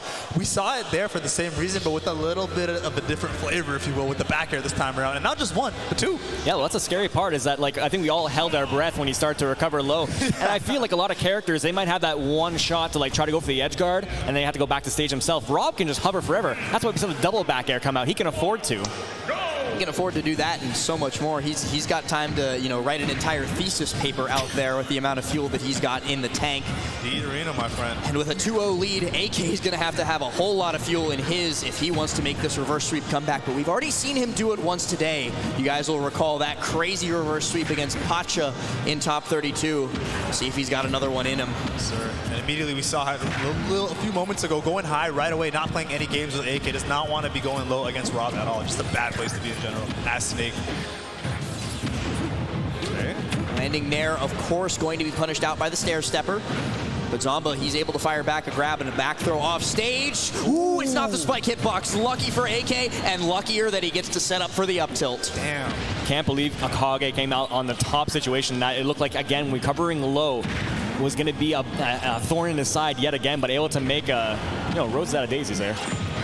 The damage is piling on right now. The grenade being frame one, allowing him to trade all we want. And let me tell you right now, this is what Snake wants. When he has a lead, it is trade city, guys. Like I said yesterday, he's looking like an NBA general manager. That up throw, however, will get the job done for Zomba. Tied game. Tied game in stocks, but not in percents. And you were already talking about the trade game. AK is going to start winning that handedly here. 87% now. Very bad spot for Zomba, and yeah, every single boxing option, it's going to be met with a fresh grenade. I think you were saying yesterday, 2 days ago last, that someone else was the better barter in this game. I don't know. I think Snakes likes to trade as well. He's definitely a fan of, the classics, the Hammurabi Code, the barter system, the pyramids. An eye for an eye. Exactly. A grenade for an up tilt. That is what it is. A grenade for a fair, a grenade for an up tilt, whatever the trade. AK, he's definitely coming out on top. Zomba at 138, not going to be surviving too much longer. But I do like what I'm seeing from Zomba, though. Despite the deficit, he's fighting back. Effectively, it's a tie game right now. As I say that, jab 1-4, AK, not letting it rip. Sometimes it happens, you just go for a single jab and look for a reaction of your opponent. Zomba not biting, tries to go for the up smash, but he gets an up tilt in return. That was beautiful. Great. Gotta be careful about that against somebody with mash as strong as AK. He's gonna be able to get out and get that reversal to boot. And with the boot. One of the most decent leads we've seen out of ApolloKage right now. He's at a high percentage himself and has to recover low. Again, he's getting the good adaptations at least. He's letting go to Cypher to make sure it still shuts down Zomba on his way for the down air. Ooh, the damage right now. AK is cooking with some type of gas right now, and it is looking incredible at the moment. 79 in a hurry on the Rob. That Nair going to connect, but of course, Snake being a big boy, 165, he's chilling. Every single interaction means more damage up onto Zomba. So when if AK goes down onto this final stock, it's just going to be one singular up tilt, one singular F tilt at ledge. Whatever he decides, maybe it's up smash to close out the game and put a point on the board to maybe, just maybe, boys, start that reverse sweep. Well, I said you alluded to it before that it's a possibility. We've seen it even today where the reverse real doesn't come out, so don't count him out just yet. Not just yet. Of course, AK rocking the straw hat. He's got that main character energy going. You never know what could happen when you got that hat on and you're playing solid Snake, let me tell you. He's got to make a decision. Does he want to be the Hokage, or does he want to be the king of the pirates? Man. Regardless, he is a shonen man at heart, and you know what happens to those shonen characters. They get beat down, but they somehow find a way to win. There you go. Let's see if he can make that come to reality against the terror known as Zomba with the Rob. Already trapped in the corner. During the first two games, this was actually a pretty comfortable spot for Zomba. He was able to trade zoning for zoning with AK and come out the better for it, but AK has made those adjustments and has now started to heavily punish, and not only punish him for going into the corner, but to force him into the corner himself. But wait, hang on. He's cooking something up with this gyro, and it might not taste very good. Ooh, great get-up attack right there from the AK to not really be too perturbed by the back air. Good decision. And once again, this is actually the first, oh my god, Kaiser with the up air. Love to see it. Up there, worked out very well. Oh, the tech. He gets tech and he come back from that. He's going to have to use a C4. Never mind. Like I said, Rob can just hang there all day. He has no reason to not put. Unbelievable effort, though, from AK. Teching the gyro off stage, below the stage, that's kind of swag, if I do say so myself. You got to do what you can to survive. It was a valiant effort, but it's not going to pay off that time around because, like Hermit was talking about, Zomba able to just hang out off stage like it's an after-school club. As a Belmont main, I wish I had a fraction of that recovery. I don't. I might be last on this one. you can have fun with that. All right. Zomba gets a quick jab 1-2, but AK is able to fire back again. And once again, we see him. Zomba's in the corner. At frame 6 with the jump squat down there out of shield. One of Snake's best options, if not his best option out of shield. Very useful against Rob. Big body. Speaking of the big body, getting blistered right now by these grenades. Again, a good percentage lead right now for ApolloKage. Down smash. Oh, and he pops out. Great game. Snake came out of that. He was like, hey, man, I'm unharmed. I'm good. I'm relaxed. Superhero landing. Okay. Oh, kind of a fumble off stage. That would have been so good for Zomba if he had been able to position himself to go for the edge guard, but the grenade is always there. It's AK's wingman. This man, ApolloKage, looking like Rambo with the battlefield. A bunch of things on the stage right now. certainly has set up a minefield. Can Zomba navigate it? Getting a little bit dynamic in this matchup where you see basically a big cluster of projectiles and then those moments of the close quarter interactions. And you can kind of guess which one we're in right now, as they're playing very safe at the high percentages. The Gonna double recover fair, high. but Haya has to air dodge there to avoid getting hit by his own gyro, and still has plenty of time to set up for the Zombear. But at 178%, he might be kissing this stock goodbye very, very soon, and indeed it is gone. Now, 0-0, one stock apiece. Does Zomba move to winners finals, or does AK push us to a game number 5? Again, I think I've seen this episode of One Piece myself. I'm not going to count him out This just is a yet. rerun. This is the rerun. I think I know how this ends, and I'm not going to count ApolloKage out quite yet. The double up tilt, some more damage. Gyro is thrown out, snipes that Cypher. Where's the scary timer here? Oh, my Zomba goodness. looking for something insane there, not going to pay off, and I believe I know where the C4 is, but they can hear us, so I'm not going to call it out quite yet. That's coaching. No coaching this time around. That was the one time at Ledge we saw him not go for the down, and he was trying to... What? Where'd he go? There it is! The grenade was in hand when he got hit by that up smash border, and he did not let it go in time. So part of me was like, wait, what are you doing? Let that bad boy go. I didn't even see that. I'm blown away by it myself. So when I didn't say it, the C4 was stickied on AK's head. It was literally like a unicorn horn on Snake, and it transferred in the scramble onto Zomba, and eventually, through a comedy of errors for the young Rob Main, sends him up to that top blast zone and sends us into game 5. We mentioned earlier, guys, we could see a potential reverse 3-0 come to fruition, and he might have to change his tag from ApolloKage to Apollo D Luffy. I don't know what's going on right now. This is the main character if I ever seen one. Of course, can't count out Zomba just He's yet. going to be the #1 hero. I don't know, he must have some amazing eyes, Last, because on top of the fact that obviously the C4 beeps red, he has a red dot on his head as well. That's the perfect hiding spot for it. This is insane. The script is too strong. We saw it earlier. And we saw Z writing it. He was a little bit behind on his deadline, but you trust the man to cook, and he cooks. This script has been fantastic. Finally, almost after 1,000 episodes, I'll finally get to see the end of One Piece and see how it finally ends. I didn't know there was a snake involved, but it might just be. It got good after episode 800, and here we are. Ooh, a quick down tilt from Zomba, but his own gyro. That's it. With all these projectiles flying around, you're going to get fumbled a couple of times here. Living the up tilt. Great DI right there from Zomba. C4 back there just chilling. Got to watch out. Down tilt here, going to release the grenade, but it still pops him up. AK probably looking for an up tilt here to anti-air Zomba's landing, or an up smash. I've really liked seeing AK slowly implement up smash into his game plan over time, because it used to be like something that, you know, Snakes wouldn't do too often. It was a little bit too risky. There was too much startup on it. But now he's doing such a good job of just like, all right, this is more space that I can control as Snake. But speaking of controlling space, that long lingering side B from Zomba. That was so good. He set that up with a series of fake outs with the gyro and a couple projectiles and going off stage, and just had that side B locked and loaded. Great reaction. Uh-oh. 40%, 46%, and he's off stage with no jump against Zomba looking to edge guard. The air dodge, though, the distance on that thing is insane. We saw it a lot earlier during his top 8 qualifier, and it still comes up huge for ApolloKage. Yeah, it was a sticky situation to be in for sure. Doesn't get through it unscathed right now as the percentage racks up. Zomba still hanging on to the stock at 150%. Rob, a heavy boy. Indeed. Nair, though, from Zomba to fall down, catches AK on his jump, and a gyro to push him back off stage. He's got no jump, but he certainly has a back air. Shutting down the chase from Zomba. You know he's going to be fishing for an up air, as we mentioned. One of the few characters that can actually chase Snake with the C4 up there. Finally lands with a back air. Yep, that's Guys, back air. Getting the job done for AK. Go ahead, please. We talked a lot about the economy of trades during the first 4 games of this series. Now, though, for the first time in a while, Zomba has an insane percent lead on ApolloKage, which means he gets to be completely dominant in setting the tempo of this match. AK has to play second fiddle to him. Absolutely, and despite that last, I gotta say, Snake can put on the damage in an absolute hurry. You know, even though he snowballs really hard, he's a tremendous comeback character, so all is not lost. Might start with that F tilt right now, though. Let's see. You know, I wonder if that makes the character good. They're really good at snowballing, so they're good at playing while they're ahead, but they're also a comeback character, and they can all, there's so much in the utility belt. Both these characters very similar in that regard, too, is that they're both very heavy with phenomenal recoveries, and that's why you see them live for such exponential long percentages, as we're seeing already. Taking turns living to 180.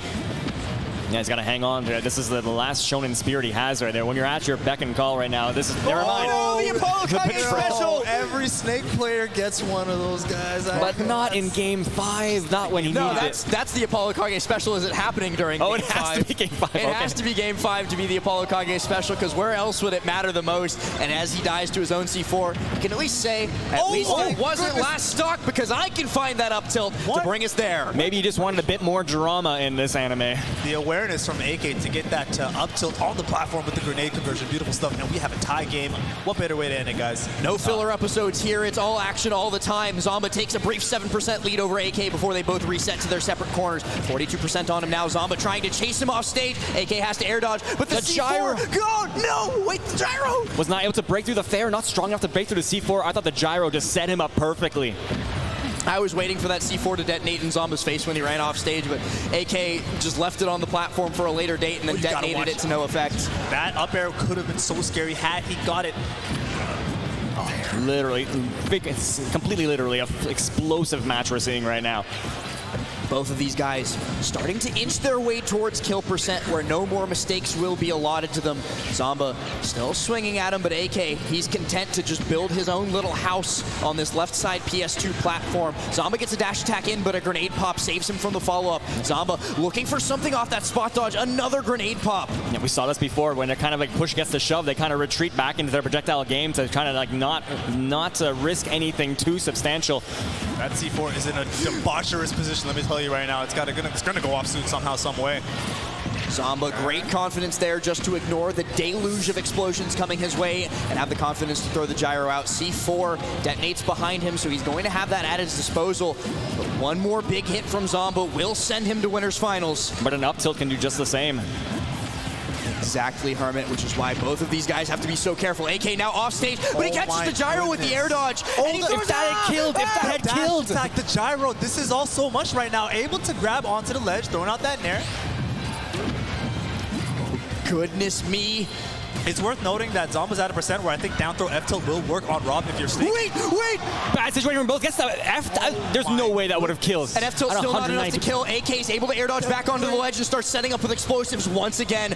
Tries to go low, pops the grenade off the ground and bounces it high into Zomba's face. He's still going to be able to recover back to ledge, but that mortar surely makes it very difficult. Has to recover high. The down tilt. No! Tilt just at 192 apiece right now as far as percents, guys. I don't know what's about that. That was the wrong tilt, but it's still even one grab away at this point. Well, that tilt certainly gave AK the low profile that he needed to avoid any sort of follow-up that Zomba was looking there. But unfortunately not the stock and still not 200% apiece right now. You can't write this thing. This might be the highest percent that I've seen these two at in the last hit situation. 206 to 203. The next hit does it for sure. Zomba lands with an air. You can't write this stuff. How is this happening? I don't think you can trade at all anymore if you're Zomba with the grenade. This is just insane. You cannot write a script this perfect right now. Looking for that up air on AK on the platform. The C4 is on the platform as well. Gets the dash attack. And that's gonna do it. ApolloKage reverse 3-0ing Zomba in dramatic fashion. And guys, if I'm not mistaken, he just might be Monkey D. Luffy himself. He might just be the one. He can't keep getting away with it. Maybe that was the one piece they were looking for the whole time. Unbelievable stuff. And it all comes down to the dash attack at the end. My heart's beating out of my chest, and I'm sure the players are as well. I don't know. Wow. Crazy. We already talked about me being a boomer. I don't think my heart could take much more of those.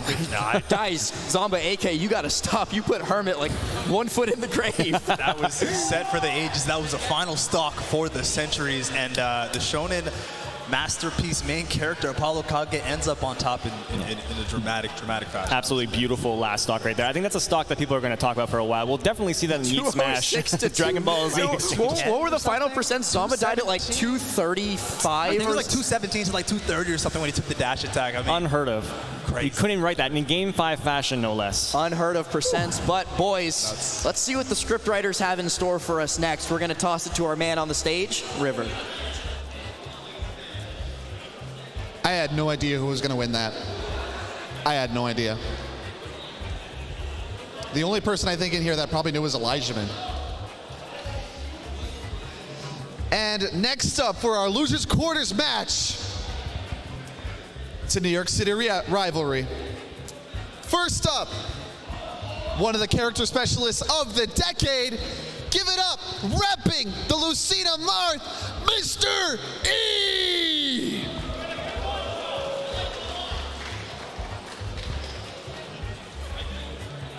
He's taking his time. Ah. I'll let it marinate. Let it germinate.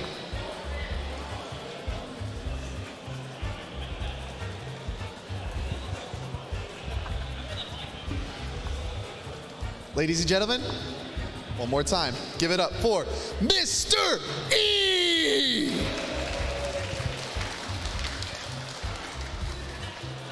Another character specialist, all coming all the way from New York City again. One more time, can I hear it again for Tilde? We got there. We got there. Back to y'all.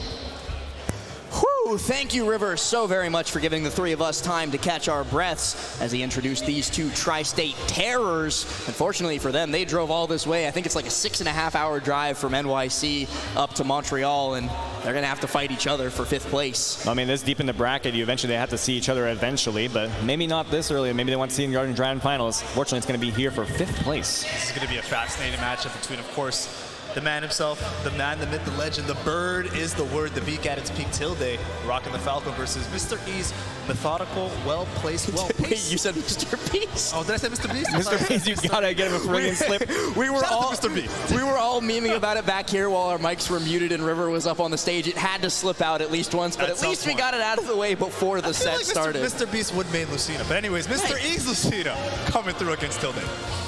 I'm sure he's great at Smash as well. Mr. Beast could do, I feel like that guy could figure out whatever he put his mind to, but he ain't here. We got Mr. E instead, or Monsieur E, as he did spend quite a bit of time in France and now is in French Canada. We'll see if that form does come out of him, but Tilde, a tall task to surmount here. Absolutely. Actually, if it was French, Mr. E would be Mr. I, sadly, so you have to call him Monsieur Er. You're our one French speaker on the couch here. I do not purport any knowledge of the language. My French is a solid 6 out of 10. I'll hopefully get you guys across.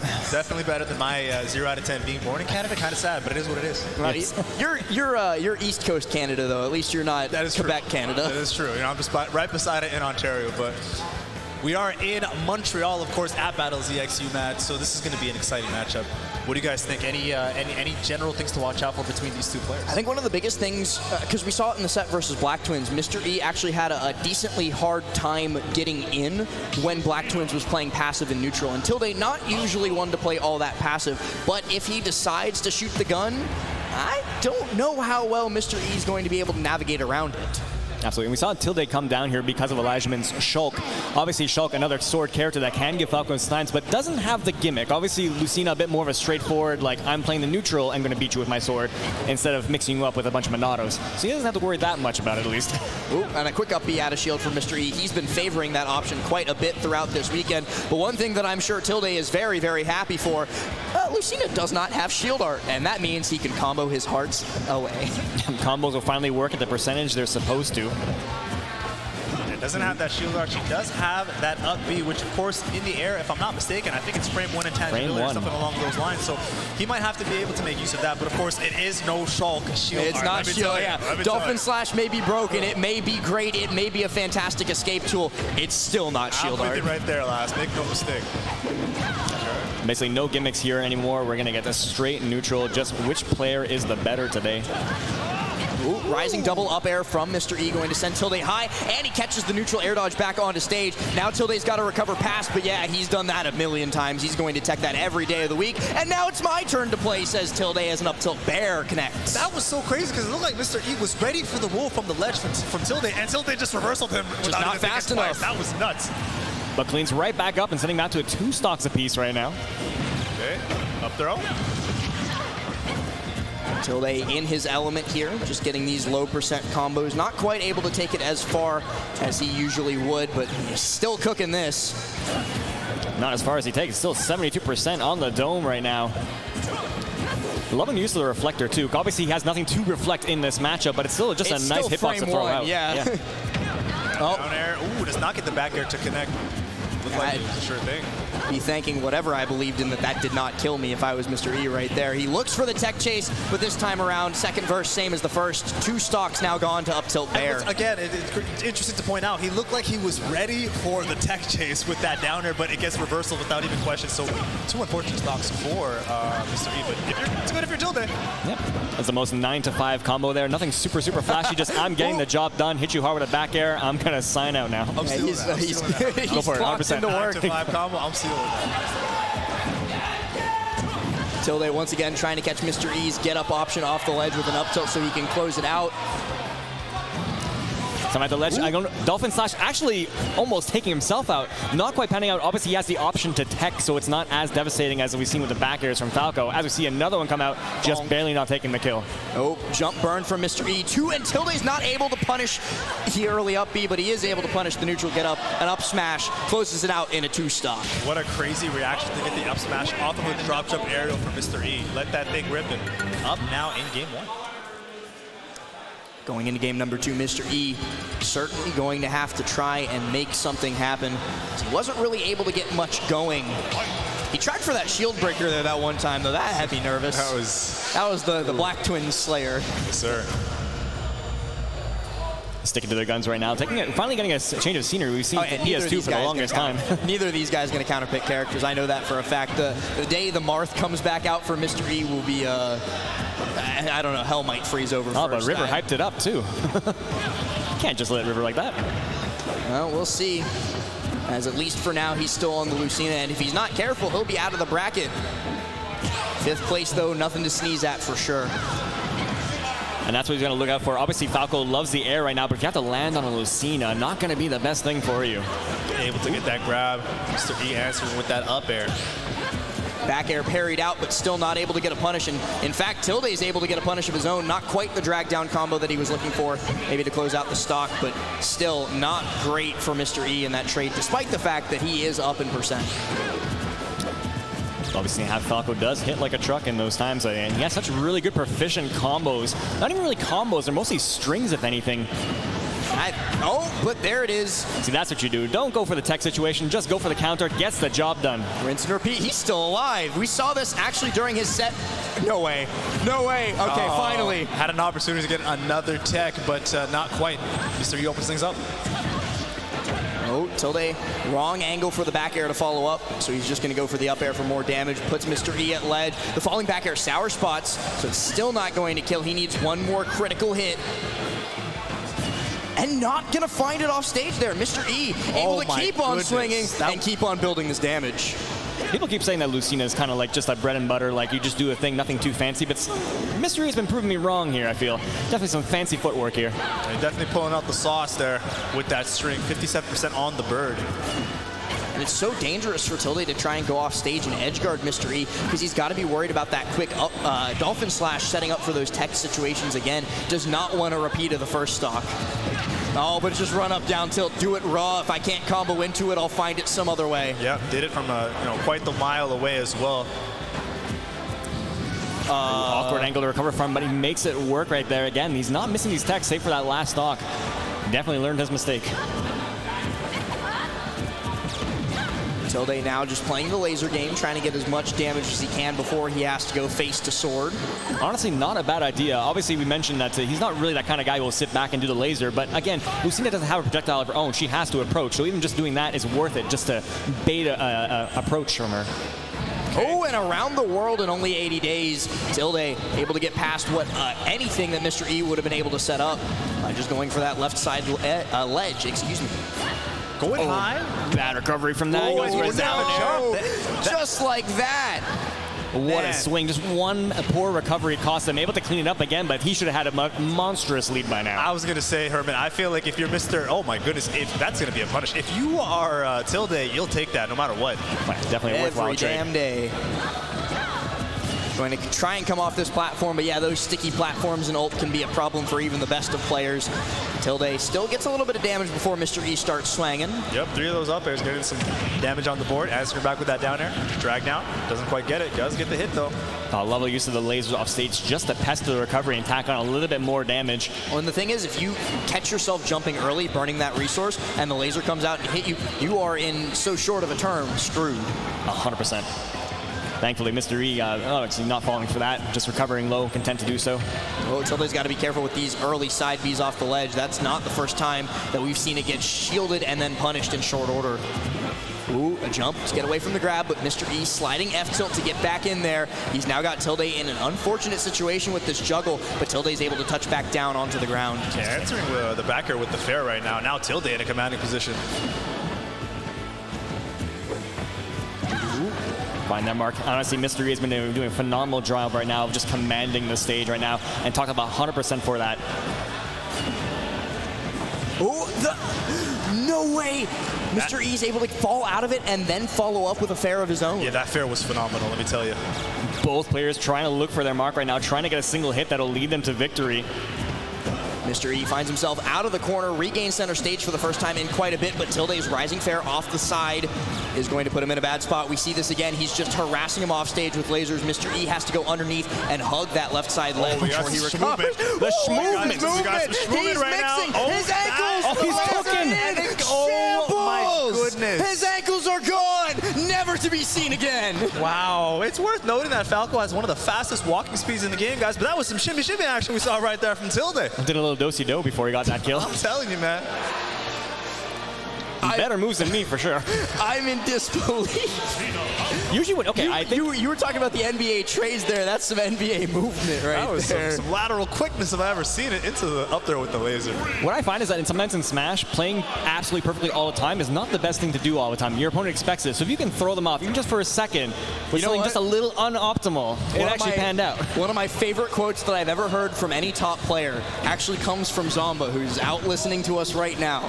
He said, "Why would I bother outplaying my opponent the whole game when I only have to outplay my opponent every once in a while?" That is a fair point. Wise words right there. Even anything just to change the pace up, and it was just enough to just, confuse Mr. E for a little bit there. Taking it right back to Smashville, I don't think the stage was an issue. I mean, that game at many points was his. I was going to say, Herman, to build on that a little bit, for lack of a better term, I feel like Mr. E was effectively up the entire game. It felt like it for much throughout. He had stock stolen from left, right, and center, and that last one, while it was close, I mean, none of us expected a little shimmy shake from Tilde into the up throw. So, shouldn't beat himself too hard. It is game 3, but I mean, don't be too deterred if I was. Got the up B, not quite going to take it out. But yeah, pretty much Smash would never show it. But if there was a way to know how long you had stage control, definitely Mr. E was definitely a positive for that one. Oh, definitely thought we might see an up air or back air connect there, but not quite.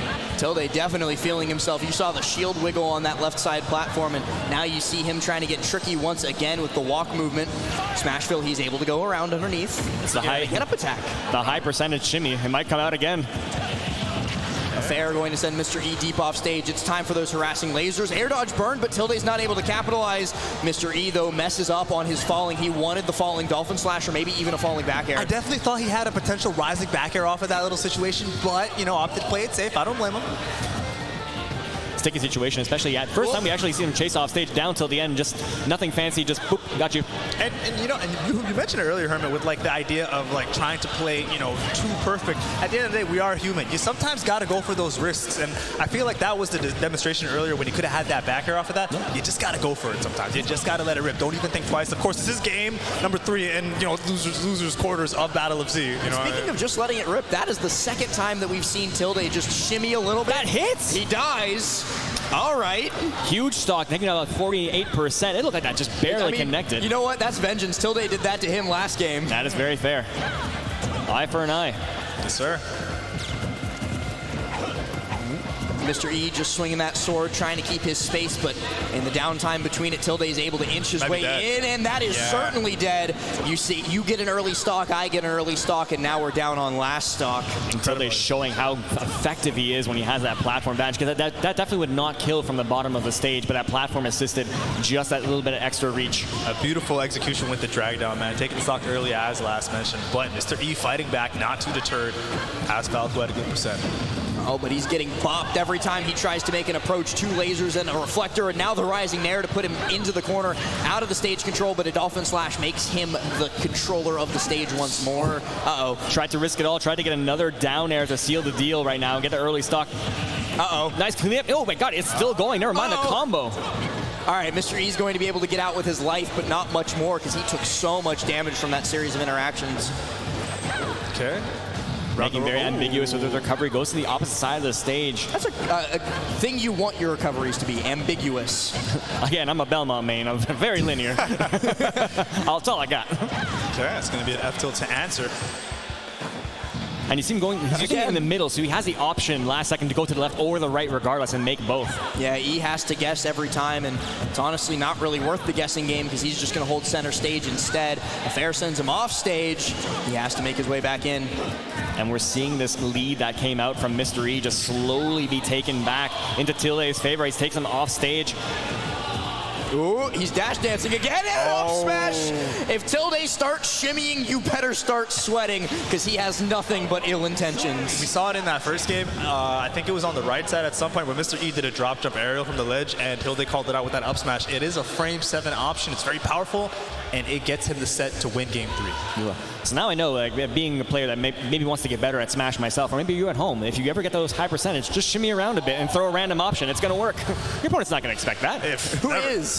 No. Who's ready for that? I see my opponent start doing that to me. I'm going to dash into corner and go, all right, man, have fun over there. I'm going to just leave You can dance if you want to. Shimmy away. Do the do Leave the whole world behind. I'm chilling. Do the I'm already behind. somewhere else, man. You know, go dance elsewhere. I'm not having any of that.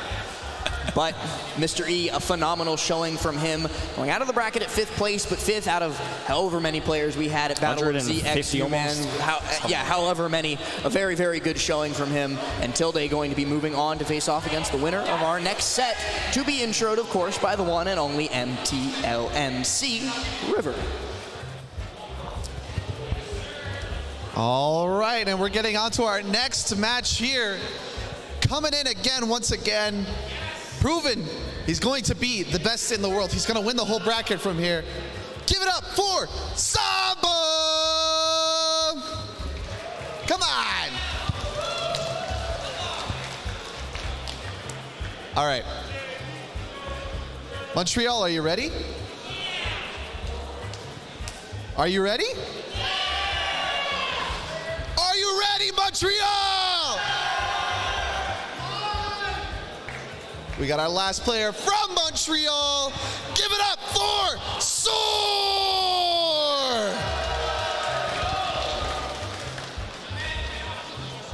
I hope y'all ready. And real quick, I've just had a terrible revelation, gentlemen. When we make our way into winners finals, Elijmin's fighting a snake. And all 3 of us know what that means. Oh, my Chat lord. will find out what that means later. I even hear somebody in the crowd yelling, yes, sir. But before we get to whatever torture is in store for us up there, we have our losers quarterfinals, the last Montreal representative. Mirage's very own Soar facing off against a Steve Slayer extraordinaire, Zomba. This is our last-ditch effort for Montreal, as Soar basically carries his entire region on his back in what can be considered a dream match, honestly. Not going to see this much anywhere else besides here at Battle of Z. Yeah, I mean, not much other players you could think of to try and carry the mantle for MTL, if not Soar, to maybe get this done and maybe squeak into a top 4 placing. But of course, guys, he's going up against the gargantuan terror known as Zomba Rob. And Zomba definitely in the past has made life a living hell for quite a few Steve players, knows the matchup very well, and is actually one of the biggest proponents for the unbanning of this character. Talks about it all the time, and nobody can figure out why. And Soar, I think, being cognizant of said, inclination, going to be going on to the Meta Knight instead. I was actually about to say, last, you did mention that he might have some good matchup against the Steves, but Soar's not your average Steve, as he does have a multitude of characters. He plays such a phenomenal leveler, even with his MK regarded as one of the best. Yeah, we are on the HBox Twitch channel, and I would like to call everybody back to the event we hosted a while ago, where we invited 8 Steve mains and then didn't let them play Steve. Soar was actually the winner of that event. I believe it, because he's not just the guy who picked up picked up Steve one day and started wrecking house. He's been around the scenes. He's played multiple characters to such an amazing degree. Yeah, he's had phenomenal placings at majors. I remember it was Super Smash Con 2019. I was there. I think he placed 17th, playing mainly PT he and Meta Knight at that major taking out some great players, so he's no stranger to playing phenomenal characters. Yeah, wow. But as we're giving Soar his just My desserts, goodness. Zomba does so as well. A down smash to take out the stock and only 30% on him. This is not looking great for Montreal's final defender. No, sir. Okay. Still the early goings, of course. If the MK does not work out, we could potentially see other characters, and maybe he'll try his luck with the Steve. Chat, let me have a bad memory in peace. Okay, yes, DD did win that event, but Soar was in grand finals. Good enough. Good enough. I love it. Something wild just happened in Street Fighter. Sorry, it looks like they just tied. Something's going on over there as Soar's trying to get this edge guard going the distance right now with all the options. It's getting even louder on the Street Fighter side, guys. Please forgive us. Even I'm curious as to what's happening. I'm not gonna lie. Yeah, we got other games here too, of course. The commentary set up to our left and seeing the other commentators for Street Fighter losing their minds. Wow. But Soar might be losing his game if he's not careful as Zomba goes up 3 stocks They to are 1. wilding out. Oh, Manon super level. Okay, that was Okay, rough. as Zomba just kind of, goes to the wayside. He's trying to watch or something like that. I don't know, man. He's here. I Zomba's wouldn't be peeking over at surprised. Street Fighter 2. If you would Fighter. like to check out the Street Fighter 6 top 8, by the way, you can do so at twitch.tv/MTL Airdashers. But keep it tuned here because we still have quite a You bit. can double stream. Yeah, you can look at 201. Did Zomba just taunt in neutral? One surprise by this point, he's very comfortable with this lead. And actually bring him back to what you mentioned, Soar over at, never mind, maybe we're back into this. You can't count him out. It was actually at that event there, the SmashCon, where he actually took a set off of Myron, one of his first big wins that he held to his gripe, so he can compete with the big boys. And he's going to carry it off. Wait, Maybe we spoke too soon. It's over. My goodness. And look at that smug-ass smile. Look at that Got face. the smile on his face. You see Kels in the background going crazy. Popping off for her brother. Even Zomba lost for words right now with that emptyless expression. It happens to the best of us. Zomba definitely looking like he just saw a ghost taunt or to something. get bodied. Except Zomba. he's not surprised by the ghost. He's kind of like, I've seen this ghost before. I think everyone here was sleeping on the kid, but no, Soar made it work. I saw chat saying, all right, time to bring out the Steve. The Meta Knight didn't work. It's not worth it. It's not going to work. And Soar shutting up every single goddamn one of you as he looks to do it again. Okay. Up Zomba goes. This custom combo still isn't finished, even in between Goodness. games. He is not letting the man breathe right now. Okay, Nair into the dash attack. Zomba showing some signs of life after that crazy string from Soar. Silencing every single one of the doubters and the venue as well. Looking for a falling back air. No, goes for the tornado. Yeah, if you're going to recover low, you're definitely going to expect that from Soar. Oh, eats a laser though. Zomba needs to take a second to reset, needs to get this stock off. Okay, good Very DI. nearly does it with the up air. And now that he has done it, he can take this moment to take a deep breath and reconfigure. Yeah, shake the cobwebs off, especially from that last game right now. Really put himself back into the game. It happens to the best of us, so you got to shake it off. Get ready for that next one. Yeah, the game really imposed right now is in full effect for Zomba, and it's showing in his gameplay. My man is moving phenomenal right now, building up the percent on the Soar Meta Knight. Oh, and I like the jump towards the blast zone there from Soar. You might be dead. I don't like 77. the back air to the face for Soar. My man died at an obscene percent. You know what? Wow. He reversed 3 stocks game number 1. He might do it game number... I don't know. I think Zomba took that personally. And I took that one personally. Putting that no mercy tag to good use, but the side B clipping the ledge, and that's how Meta Knights used to use that move. This time around, though, Zomba probably not going to let the taunt fly until it's all said and done. Especially these early percentages. This is where a dash attack can lead into a string of up airs that we saw already. Chase hit by that dimensional cape as a result. This is where it begins with a platform assist.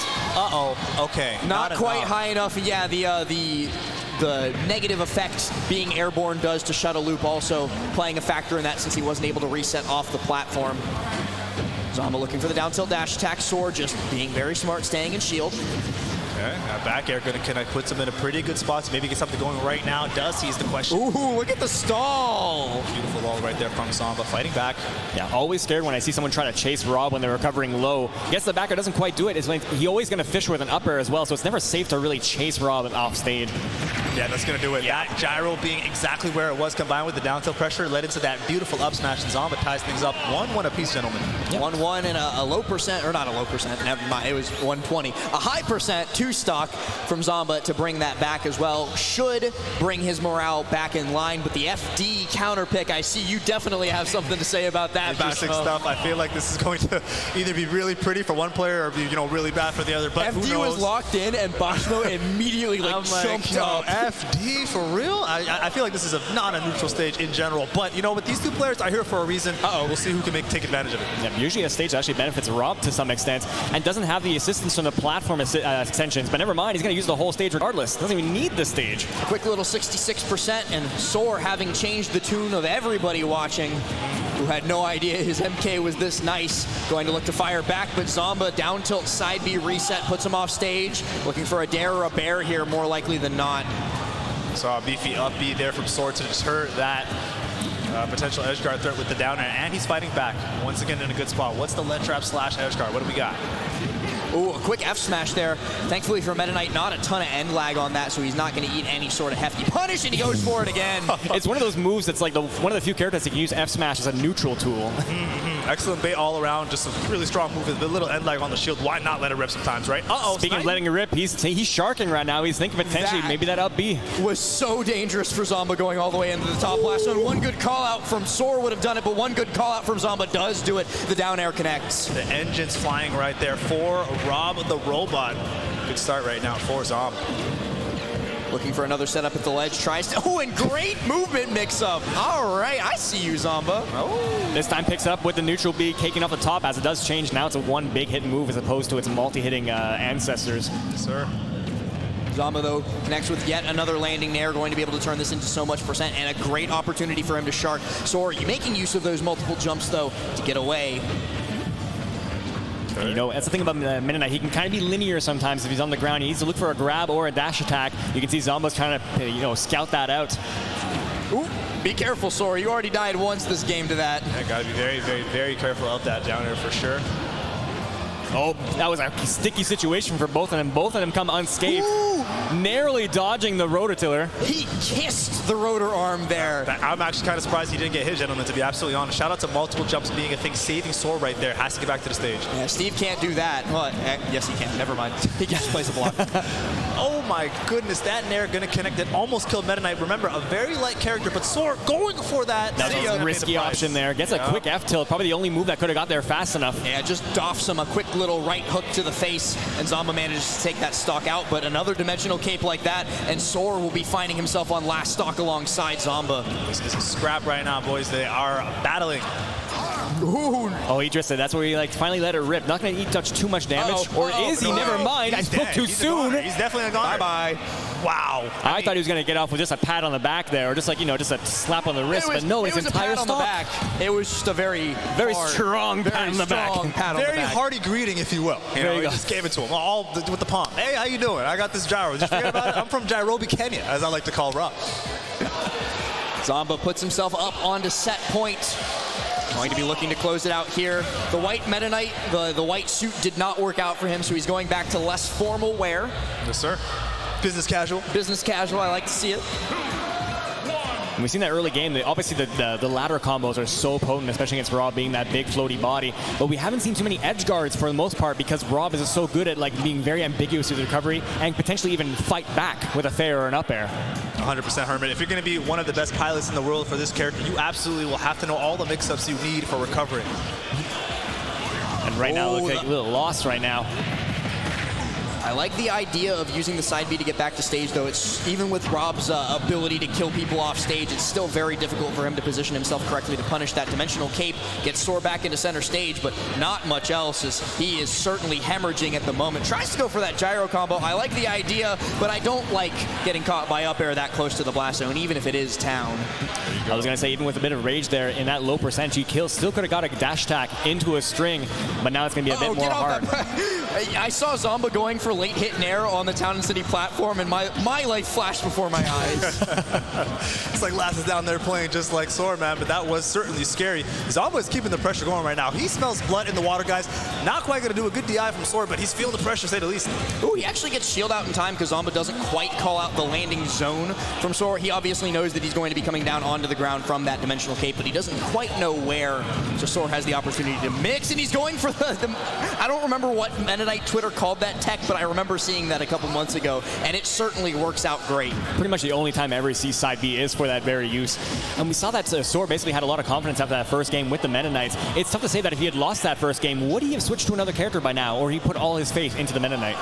Very good point, very good point. So far, though, Zomba's been able to make the necessary adaptations after the reverse 3-stock in game number 1, and he's looking for a 3-stock of his own if this continues to develop in the way that it has.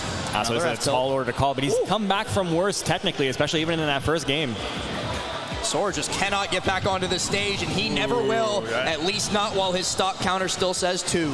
And unless something drastic changes here right now for Soar, fellas, it looks like Zomba might punch his ticket into the top 4 of this tournament. A little bit disappointed to be down in losers, of course, after that incredibly close Game 5 versus AK, but he certainly is going to be looking for his revenge, and I thought he might actually live that one, boys. Surprisingly, but just barely going to take off probably the breath of life that Soar needed to bring this back. Again, very similar situation. We saw this in the first game. We know that he can bring it back. Look at that movement from Zomba. Oh my goodness. No! Is he trying to go for a sneaky gimp? It's really hard to do so against Raw, but if you burn out his gas, it might be possible. It looks like it, I think he's out of gas. How much does he have left in the tank? Nothing. He has nothing. Get the stock off, just as you said, but some of the best movement that I've ever seen from Zomba in that situation, and it leads to Soar taking the stock. That's how we know Zomba's going to play boring for the rest of his life. Is this the opportunity? The crowd is getting into it right now. Obviously wants their Montreal boy to get the job done, but this is becoming tense. Yeah, we saw the possibility of what was going to happen after that dash attack. And he matches out. Zomba's not going to be able to get the easy stock this time, but he does get the snipe, and Soar goes down out of the bracket at 5th place. Yeah, love that final push coming out from Soar, really trying to do what he could to bring it back, but honestly, Zomba was just too difficult on this day. I can't lie, that was, I mean, all I can say after watching that sequence, guys, Rob's down tilt is demonic. It is not okay. The thing is, though, that we all believed in it. You believed in it, you believed in it, I believed in it, the crowd believed in it. We thought that if Soar got the right hit, that ladder was coming through and we were going to Game 5. It did not come to pass, so Zomba's going to move on into loser semifinals where he'll face off against Tilde. But before that, I warned everybody about it earlier. We have a set, and I'm going to let River do the honor of introing it. We having a good top 8 so far? I said, are we having a good top 8 so far? Well, sadly, now we're down to our top 4. But even better, though, we got our next match. Winners finals. Our last Canadian rep. Give it up for Elijmin!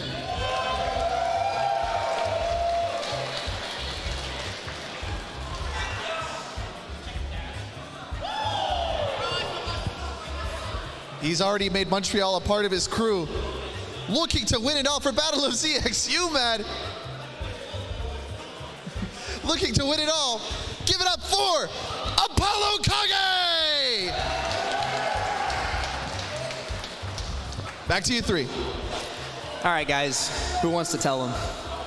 Man, you do the honors. You brought it up. Please, take it away. Elijmin does not play Shulk against Snake. He has another character. He does. He does. I believe I once called it the $5,000 me gunner. Ooh.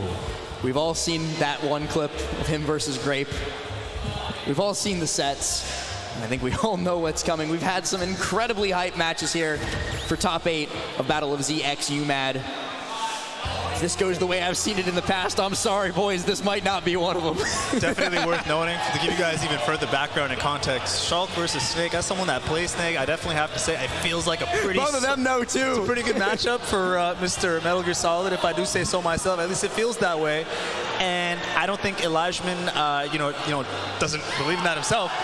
He's played against our guy Grape many a time and has played out that gunner without even thinking twice. So I don't think there's going to be a debate about that, whether he does it against probably the best Snake in the world, ApolloKage. No, and Elijmin fully, acknowledges and recognizes what he does to other people with that meat gunner, and I think he has no remorse for it. Well, we haven't seen him actually he make hasn't one. locked into it. If he goes Shulk, I will be very surprised because that matchup sucks. Maybe just for a first game to test the waters kind of thing, but I haven't seen him go into menu to make a meat gunner yet. It's a good point on the part of Herman. There is something to be said about having such a strong run with your he's already made it. Wow. Yeah, in anticipation, he knew. He had the vision. He had it ready to go. Come on, man. He had the vision. He knew he was getting to winners finals. He knew he was facing Snake. And yeah, a good point from chat as well. AK does not have the best record versus me gunner in recent times. Nor do I. Losing, well, do any of us really. Who's ready for this? Losing out to Capitan Cito, I believe, back at Low Tide City a couple months ago. Uh-oh. Interesting choice of costume, of course, and voice, apparently. Elijmin has, I know he has like a different meat gunner every single time I see it. I don't know how he decides how to make this, but this is certainly something. The KK slider body with the Wario hat. Sure. Yeah, it's a mixed match of character here. And, like, let's be real, how does Snake approach through this? Like, he is doing unto Snake what Snake does to the rest of us. Wow. Well, that's the thing, too, is that we usually see Snake cut up camp, but I haven't actually even seen quite a few grenades come out from Snake at all. He's really trying to get in his face. I don't think he can afford to do so. Can't believe this. Only in Canada you're going to see a me gunner in winners finals. Yeah, who remembers that? I think it was called Path to Glory in Saskatchewan. In Saskatchewan, yeah, the Midwest. The reverse 3-0 that Drake made against Elijmin. Crazy. In like one of the longest sets I've ever seen. That final game on Kalos gave me like nightmares. That haunts me. I was watching from my hotel room at DreamHack. Oh my God. I could have been out partying. I was watching me gunner versus Snake. What a time. Okay, 150 on the board for all things considered. He could be in a worse spot. Never mind, loses first dog. Yeah, he's on his Sigma spam set. Well, that's the thing about me gunner can afford to do so. The amount of projectiles he's able to throw out with almost borderline no lag is almost a little bit absurd. Okay.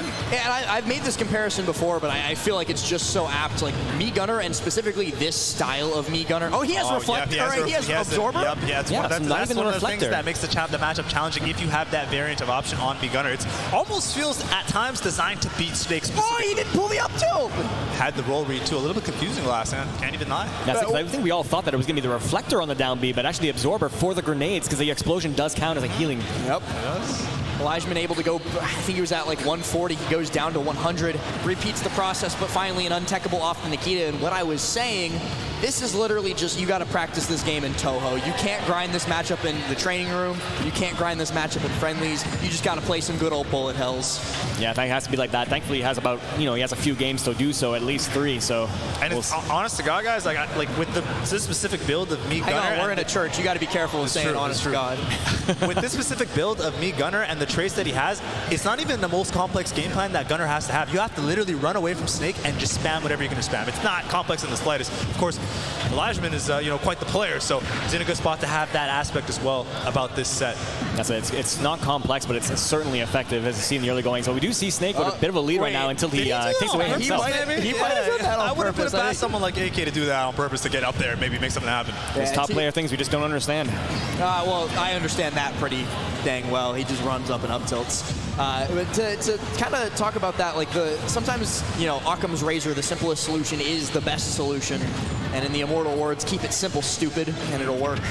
Oh, he pops out of the F smash. That might have been the stock. It's not really the strongest F smash. Obviously has a tremendous range, but so does that up air, as it does take him off the top. Well, it has tremendous range, and it lingers forever too. 100%. So fair enough, it doesn't kill super early. It'd be kind of busted. Yeah, if it killed super early, I think we'd see a lot more me gunner than we do now. Just waiting. I like that wait from ApolloKage, opting for the down tilt to connect. And good adjustments from ApolloKage. I've seen a lot of Snakes, if they can't do their game plan, they just crumble apart. ApolloKage able to flex in and actually play the aggressive approach. And AK, not the most veteran of players, only started playing Smash Ultimate post-quarantine, and Smash Ultimate is his first Smash game as far as I'm aware. So usually, you don't see these young players with that much patience. You see it's the old guys, the veterans, correct, the brawl vets who are able to do stuff like that. But AK, he's a fast learner. He's picked on it. Okay. Absorbs that and brings himself back down to 112%. Of course, AK still having him on the ropes. That up tilt will not connect, but Elijmin in a little bit of a better position than he was probably about 15 seconds ago at least. Okay, AK did start playing pre-quarantine. Chat is informing me I'm lying again. Let me get away with it. It was such a good fact too. Let me. It sounded so good on paper. I'm lying for the sake of the story. Let me get away with it. We're writing the script now. Shout out to the script. He's actually stayed at 111% for the longest time, not because he hasn't taken damage, but because the reflector keeps setting him back there. And the further you get away from 160, especially against Snake, the better. As he does have that throw combo into up tilt that's confirmed. Gets that back air, doesn't even need anything to clean it up. Again, good Apollo. We saw that guns blazing. Me gunner was doing some work, but again, ApolloKage, like I mentioned before, the wherewithal to flex his different styles, play the aggressive Snake. Beautiful stuff. Yeah, gets that low to the ground back air to connect on that commitment option from Elijmin. And that game one, all too important in a set like this, because if you lose game one, that is crushing for morale for AK. And he prides himself on the can-do attitude, the never give up isms.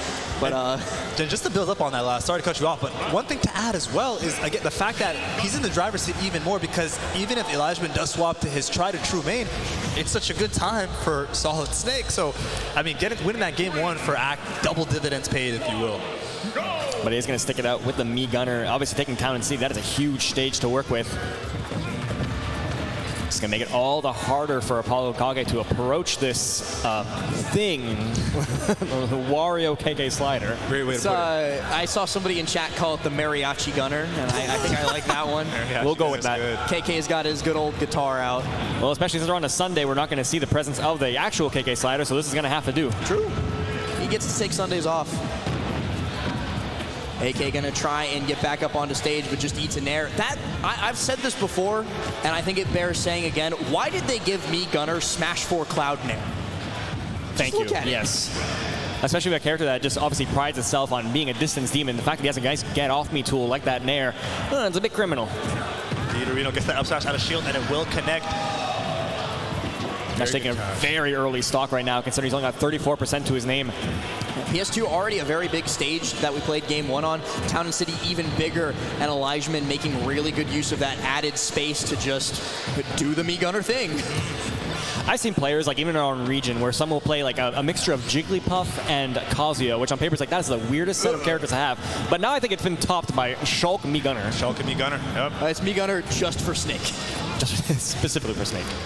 And it's been working so far. Yes, sir. You're down a game, but this one's looking quite promising.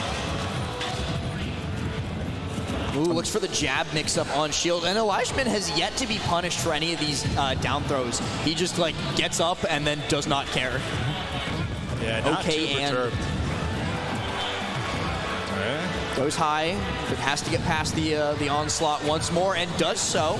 But he's taken 127.8% of extra credit, and that is not a good place to be in when Elijmin's just going to go right back to the corner and right back to shooting those bullets. Even though it has had mixed results right now, I actually do like the approach from ApolloKage, especially when the super missiles come out. He's doing these little short hops over, playing almost like a mini game of like Donkey Kong back in the day. Yes, sir. Back turned, of course, that back air doing a great job. That's that up smash on the platform. Now he's elevated. AK, the mind is moving, the gears are turning. Gets that C4, and it will kill off the top. What a scintillating stock. Herman, you talked about the approaches. I mean, that one was really varied. Okay. Keeping it close, though, is Elijmin. Lead? What lead? Neither one of these players going to be able to hold on to any semblance of one for any sort of time. No, sir. 0-0 on both. First person to take a bigger one is going to get a lot out of it, because we've seen them both able to turtle pretty heavily throughout their careers. Okay, that Nair going to beat out Snake Dash Attack somehow, some way. Fair? Uh-oh. Oh, got a sticky on him. Yeah, he knows he can absorb it. He's going to try and play with it, but it's on to AK now. Transferred back. I don't think he knows. Tried again to absorb it. He doesn't know. I don't think is it even on the stage anymore? Okay, it's right still on Snake. Okay, and Elijmin understanding that it's on Snake. He wants no parts of that character.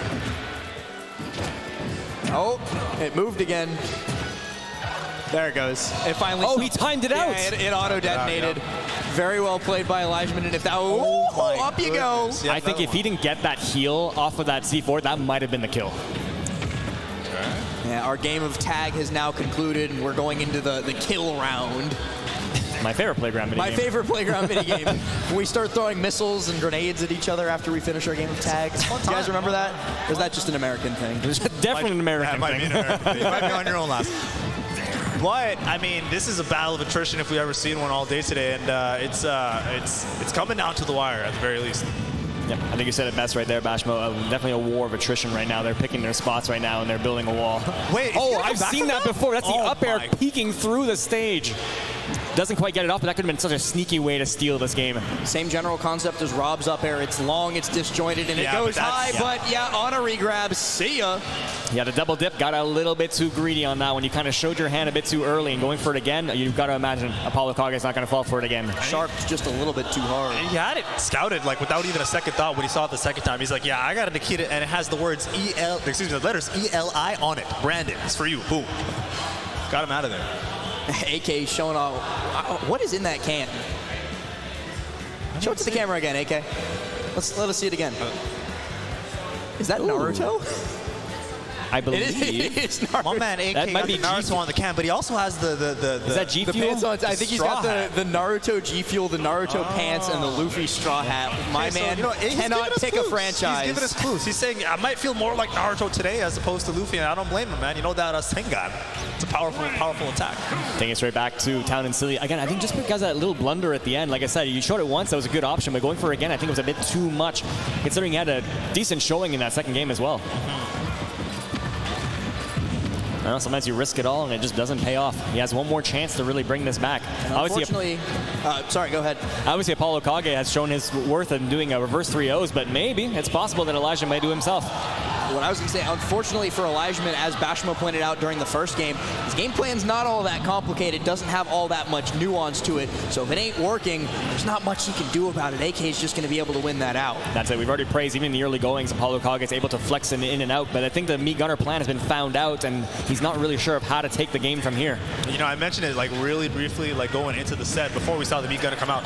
He's been playing incredibly hot in this tournament, but he's done it primarily, actually, if not entirely, with the Shulk. And sometimes, you know, we as players, you know, we try too hard to reinvent the wheel. Not saying he shouldn't have went Meat Gunner by any means, but I mean, perhaps the Shulk in Game 3 when you're down 2-0 maybe would have been worth giving a shot. Who knows? Yeah, especially with the character you got there. I can't imagine he's had too much warm-up with the Meat Gunner as opposed, and to bring it out in the winners finals like that cold, oof.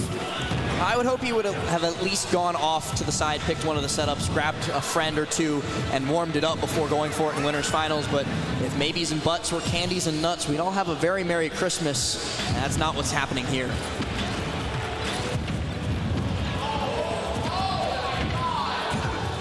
Snake on the healthiest percentage right now, but unless Elijmin's able to find a kill, even these projectiles aren't going to do too much. F smash, even from across the stage, I mentioned before, not the strongest, but I guess at that percentage, something's going to give. AK, though, not really going to let that get to him too much. He's just going to keep on swinging into Elijmin's face as he makes his way over the onslaught of projectiles. But Elijmin fires back this time, and he's able to get a couple more hits to bring us back close to even until he gets back thrown straight into that C4 waiting. You know, one thing Snake is good for is putting on that damage in a hurry. The damage output is just wild. Gets that grab. Oh, so sneaky with the movement, just waiting for an option. Ooh. You can tell Elijmin's not an actual Meat Gunner main because all of them are obsessed with fair movement. He hasn't been doing it. It's a move that spaces itself. Ooh. See ya. Another strong back air for ApolloKage against the Gunner. It's paid him some big dividends in this set, guys. Yeah, the back air we actually see out quite a bit right now. He's usually waiting for an option when he gets up close, like that forward smash, though. Put him into a lot of lag, and then the back air will just clean him up. Again, loving the patience from ApolloKage in this approach, because I think that's what Meat Gunners want the most, is to frustrate their opponent. Now, of course, it's not as evident in this matchup, but this is still Snake. He loves playing the trade game when he's got a lead, and AK is going to be more than happy to do it as long as he holds on to the stock, but he might not be holding on to it any longer if he's not careful about falling into those F smashes. Ooh, just keep poking with the down tilt. Ooh. Yeah, I love that tomahawk idea. I think he expected to get hit by a back air there, so instead went for a grab. Oh my goodness, he charged that thing up pretty much fully. Oh, and AK calls out the spot dodge too with a quick little grab. Pushes Elijmin onto the ledge, but he's able to regain center pretty quickly, and back air's not enough to do it. Barely living. Excellent DI from AK, going to get back to the stage via the platform on Town and City. Shout out to the assist. That platform makes or breaks games, depending on who you are and when it comes in. Not going to be all that critical for this one, though, and that's going to be a quick little dash attack to punish. Yeah, like I mentioned, usually when he gets up close, he kind of throws out a panic option to get him away as fast as possible. Does get punished there, but does clean up with the stock as he recovers back to the stage. Last opportunity time for Elijmin on his last stock right now, but Snake very healthy on his last one as well. 98%, not going to be able to live too much longer, especially not on Town and City, and now we get to play tag again. It's everybody's favorite game. It's looking like a Squid Game of tag right now. You're it. Wow, that was incredible. I have no words to describe that whole sequence. There's this beautiful positioning, gameplay, and option selection from ApolloKage. Beautifully played overall, and ApolloKage knocks Elijmin into the loser's bracket 3-0. Moves on into grand finals himself, where he will be awaiting one of 3 remaining players. And of course, to intro 2 of those, let's toss it over to River.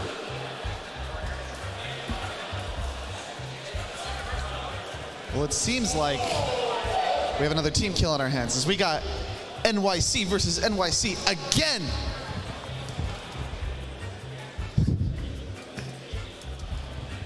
Once again,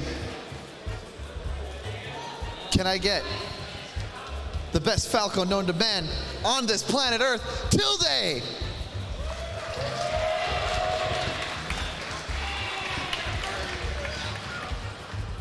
And can I get the next best player of all time, Zomba? I did that one for you last. I know you love him. Back to y'all. I'm going to have to stop tossing it to you out there, River, if you keep this up. Well, now we know the bias right now. I don't know how I feel about this going into this match. Yeah, we do have a little bit of a Tri-State Classic Zomba versus Tilde, and I've actually been pretty excited to see these two face off in this bracket because Zomba hates this matchup. Reasonably so. I do feel like this is certainly a pretty strong matchup for Falco. Has all the tools to combo that big body to, the death. Has that frame one reflector, which you mentioned earlier last as well, being super fast against the gyro and things of that nature. Gyro as well and as the laser both, yeah, too. So definitely a tough time. But I do want to say that Zomba has, more than taken his fair share of sets off of Tilde in the past. They've played a million different times and very proficient against the character as a result. But a tough matchup is a tough matchup at the end of the day. That's it, a tough matchup. For, as you mentioned, all the reasons that make Rob such as deficit, like the combo ability of him, very on display for Falco. And the things that make him strong as well is also shut down by Falco. Well said. Is going to be locking onto the Rob for game number 1. No, don't you dare, don't you dare, don't you dare, don't you dare, don't you dare. Could be a possibility. They're fist bumping. It's hovering. Don't you dare, don't you dare. Okay, get off there. Laughing at him, giving him that dab. He did do that earlier when he went up 0-2 versus Black Twins. Okay. All right, game 1 between these two legendary Ultimate competitors. This could be an awkward car ride back to New York City because Tilde drove Zomba here. I would like to let everybody know. I never thought about that. You got a point. Okay, the Around the World, as Last put it earlier, coming into effect, of course, for Rob and Falco, both capable on a stage like, at the very least, Smashville, Town and City. Rob being able to do it for sure ski with that recovery. I feel like we've seen so many characters, even in this top 8 alone, just going across the stage like it's effortless. Again, my poor Belmont mind just can't comprehend that. One day you'll have a good recovery, maybe in Smash 6. Can't wait, can't wait. But Zomba making a good recovery back to stage and trying to recover the deficit that he's been put in. And starts to make some headway into that with these up tilt up airs. Tilde, of course, without a jump, not going to have... Oh, he did have a jump. He tricked me. Yeah, he tricked me by getting hit by 2 up airs before finally using it. And an up smash for the stock. That up smash is actually so powerful. It got buffed, I want to say, back in 2020 at some point, and they added, I think, intangibility to the second hit or something like that. So it's actually completely intangible on that top part. Falco reaches for the sky with that leg. Which is actually huge, especially even in this matchup. Oh, we're fighting off the stage now. We've mentioned around the stage, but now we're fighting under it? I love the little bonk animation that Rob does when you jump underneath the stage where he like hits his head. Zomba, though, going to have to hit Tilde with something more than just a laser if he wants to take the stock. The survivability on Tilde in full display right now, even against a Rob who has many strong options himself and usually is the stock tank himself, living forever with the bird. Up throw here should be it. Yeah, even on Town's high top ceiling and even with no rage, still going to be plenty enough to KO at 170. Falco, a relatively light character, I want to say about 82 units, so getting the job done for... Damn, you know the units? Yes, Sirski. I used to make Well, you are Falco. Back in the day, at a time. Zomba slowly bringing this back despite the early lead that Tilde got off to, but he does get the jump out there to avoid the full charge laser. Oh, challenging hard with the down air. Not a lot of characters can boast that they can challenge the up air overall, but actually breaks through in the back air. Steep angle on that one. Funky DI, I want to say? Maybe. I don't know. That angle was kind of sus. Might have been Town and City, who knows? Back air coming through. Oh, it's just a gyro instead. Pushes Tilde back into the corner. Grab a yeet. Deep off stage, has to recover with that very, very heavy telegraphed, both up B and side B, and yeah, it's just easy pickings for Zomba. Yeah, unfortunately, see if that's up B, as it has a bit of charge time, and that's just, like you mentioned, easy pickings for Tilde. I don't know what the plan was firebirding to center stage there, but he doesn't get punished all that hard. Let him cook. Only 35%. Let him cook. He's burning himself. He's already he falls too far to the sun. Careful, Icarus. We having bird for breakfast, man. Bird for dinner. Okay? Just as I say that. Birds fight it back. And as you mentioned before, especially with the up smash being disjointed, a lot of Robs love to land with that nair because it's usually safe. But because he has so many disjointed options with the up air, the up tilt, the up smash. It's just so hard to land on top of this bird. I love that on the ledge there, though, Zomba was just willing to sit there and wait. He knew that Tilde was going to have to come onto stage eventually, and he's not going to be coming onto stage this time around until we start game number 2 as the Dare closes it out. And I see chat talking about it. Zomba, overall lifetime, extremely negative versus Tilde, but he's looking to start the reversal of that record. Don't make that face. Don't make that face. Guys, let's talk about the angle that down smash sent him in. That was a preposterously bad angle to be if you're Falco against Rob there. My goodness. I like the idea, at least with Falco trying to stall with the reflector to not get hit with the down air, but Zomba was poised. He could have waved there all day. He was getting it. Thinking a small battlefield, yeah, definitely a better stage off for Falco. Again, you keep it a little closer. Rob can't quite set up shop quite as much from a distance, and the combo is just going to lead so well with those platform extensions. Yes, sir. Dare Nair, Tilde going to be trying to set up for a reset on the platform, but Zomba's able to get shield out in time. Still not enough to stop the train that is Tilde mid-combo as he continues it even now. I like to use that double reflector, not only to extend the combo, but just in case Rob felt like firing back with a laser or a gyro, it was going right back into his face. Basically all-purpose move in this matchup. Tilde's so smart with his usage of it, too. It's not going to be enough to save you from up tilt up air. Actually, it is. That's one of the few times I've seen Zomba miss up tilt up air. It doesn't quite kill 2 for Tilde's option off of the up throw. Wow. The falling up air into the back air. A Falco combo you seldomly see, and I kind of want to say the big body of Rob made that a little bit easier than normal. That's good. It could have been a Rob-specific combo right there.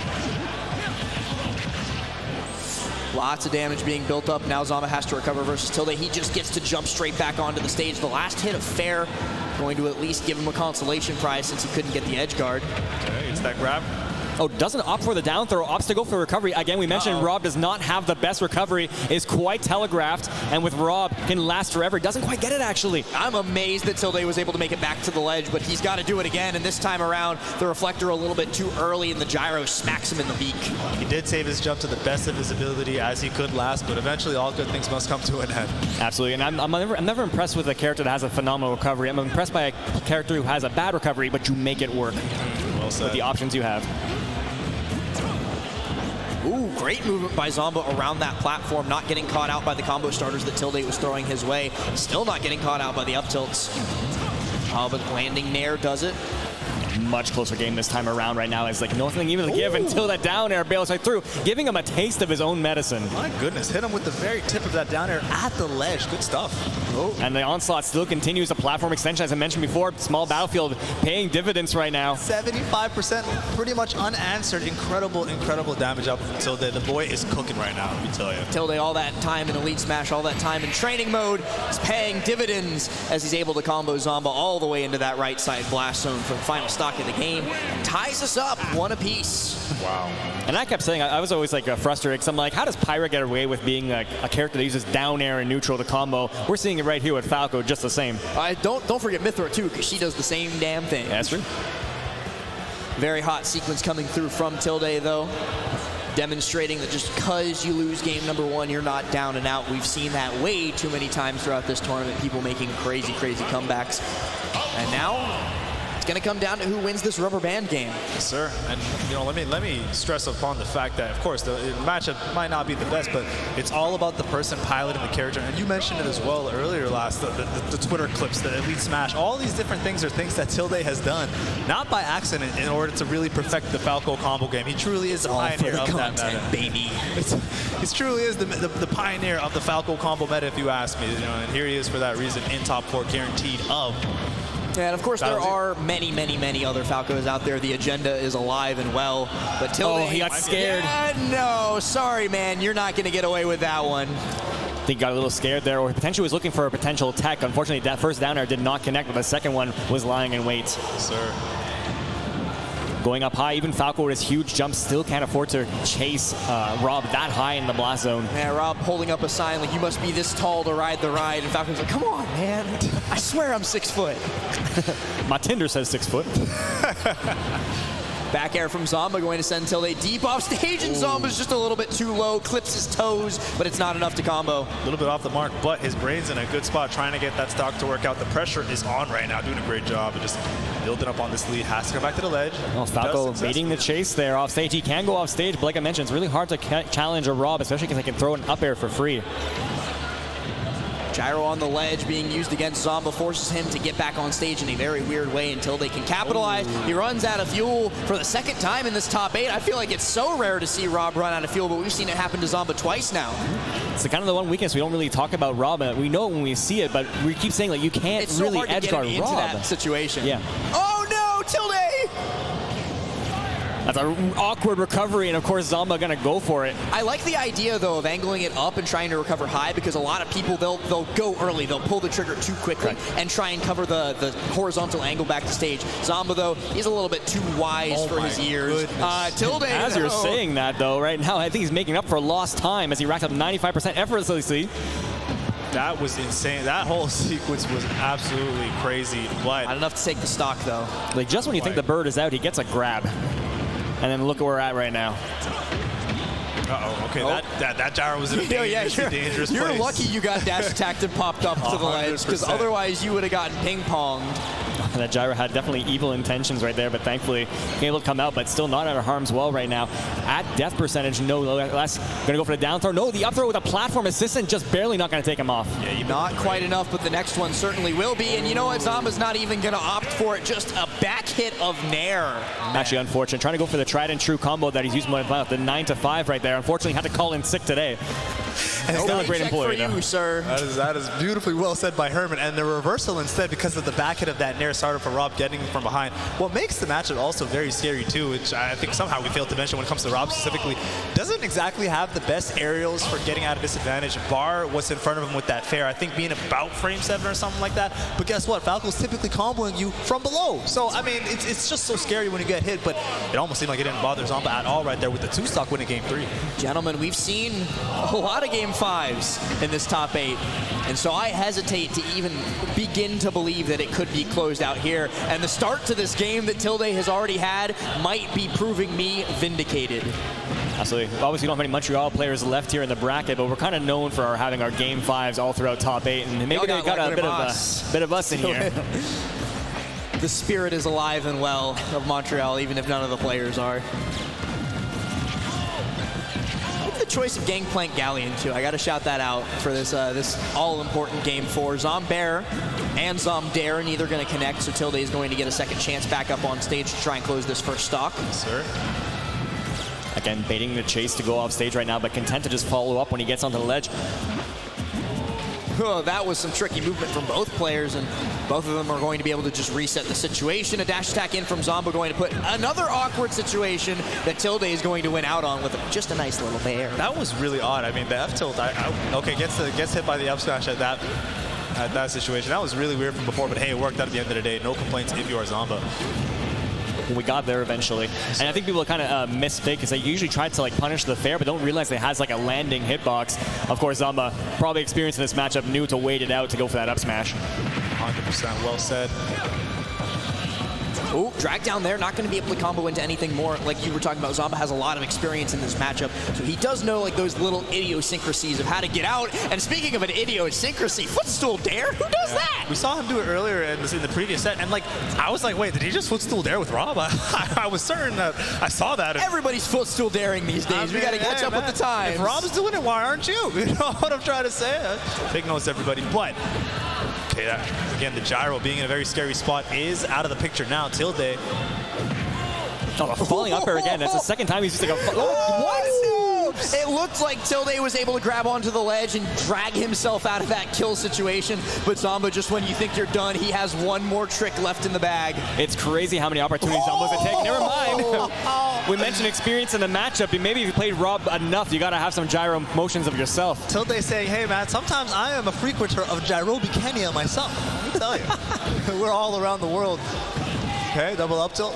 It is an international top 8 here in Montreal. Oh, double down And tilt. Tilde is cooking Zomba here, looking to get that game 5 that I alluded to earlier. Zomba, though, he's still got a spark of life within him, and when he has that electricity coursing through him, he can do Definitely a player, as you can even see for today, that thrives on momentum. If he can get one more instance like that, he could clean it up. Oh, I definitely thought we'd see an up tilt on the part of Tilde to cover that Rob landing, but not quite going to throw it out. Instead, we're at the ledge again. Throws out that nair. The nair trades out significantly in Zomba's favor. He's able to take control of the stage, and with that control, he sets up the dare. Check out a jump. If he wanted to take that gyro, he had to take it with him to the grave. I was going to say, Herman, he put it all on the line, going for the gyro, insisting on grabbing it. And of course, against Rob, that's a double-edged sword if I've ever seen one due to that downer that we've focused on so much in this top 8, but for good reason. There's some bad bartering right there. Yeah. That was a horrible trade. This home security system obliterates thieves. You want this gyro, you got to pay for it. He might have got fleeced on that one. As an NBA general manager, he got the short end of the stick on that trade. Let me tell you guys. That was a Pikachu for a holographic Charizard. That was a horrible one. I don't care if you like coming out like significantly. Away, you're not only was it a bad trade, like you're actually in debt from that one. what have I done? What have I given away? No. Crazy. But we are at the winner stays part of bracket, so Zomba going to plant himself in that chair up on stage, and to introduce his opponent, second to last time, let's toss it to River. Let's do it. All right, gang. Tonight he's Montreal, right? Tonight he's Montreal, right? Well, then give it up for your Montreal boy. He's been to this region multiple times. He already loves us, but he's going to have to fight for us one more time again. Give it up for Elijmin!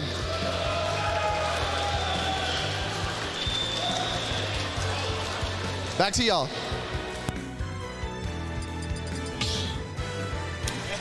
Oh, was it back to us? We were taking some photos for later on. We were in our posing we were phase stanced right up. You could see the corner of Bashmo's arm and the top-down cam We were behind doing all him. this out of the third, you know? Sorry, off to more real things right now, going into losers finals. Sir. Of course, our last ditch effort. If we had one last ditcher from Canada, I'm happy it's in the hands of Elijah, who's guaranteed a minimum third place. Again, with some of the beasts that we invited over here from the United States, this is absolutely precedent for him. Maybe not the defender that the Canadians would think that they'd be, putting all their hopes upon in this bracket, but he's going to be the one that they're going to have to put their hopes on. He wasn't the hero we needed, but the hero you deserved. We deserved it. Yes, sir. And this is another fascinating matchup. Herman mentioned it earlier. We saw a couple matchups. He's over there taking pictures.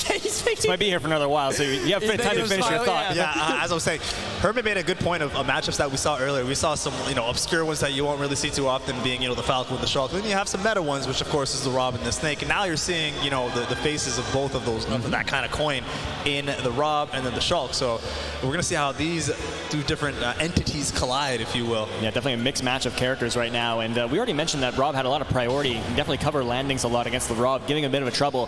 This is the king of not letting you land. Well, and to think about another thing, too, we saw in his set versus Tilde, Elijmin was kind of getting shredded when he went on the shield arc because Tilde started figuring out those custom combos to take that meter down. Rob definitely going to have a lot of those available to him, too, if not just raw zoning to let that meter run out. The one thing I'm maybe scared, and I hope I'm not spoiler alerting anything, is that we've seen a lot of Zomba not shying away from daring at the ledge, and I think that Shulk has a very susceptible recovery to that. So offstage is a death sentence potentially for Shulk. 100%. Okay, getting that up air to connect off that nair into the parry. Beautiful string right there, but of course that shield dart not really sending him very far at all.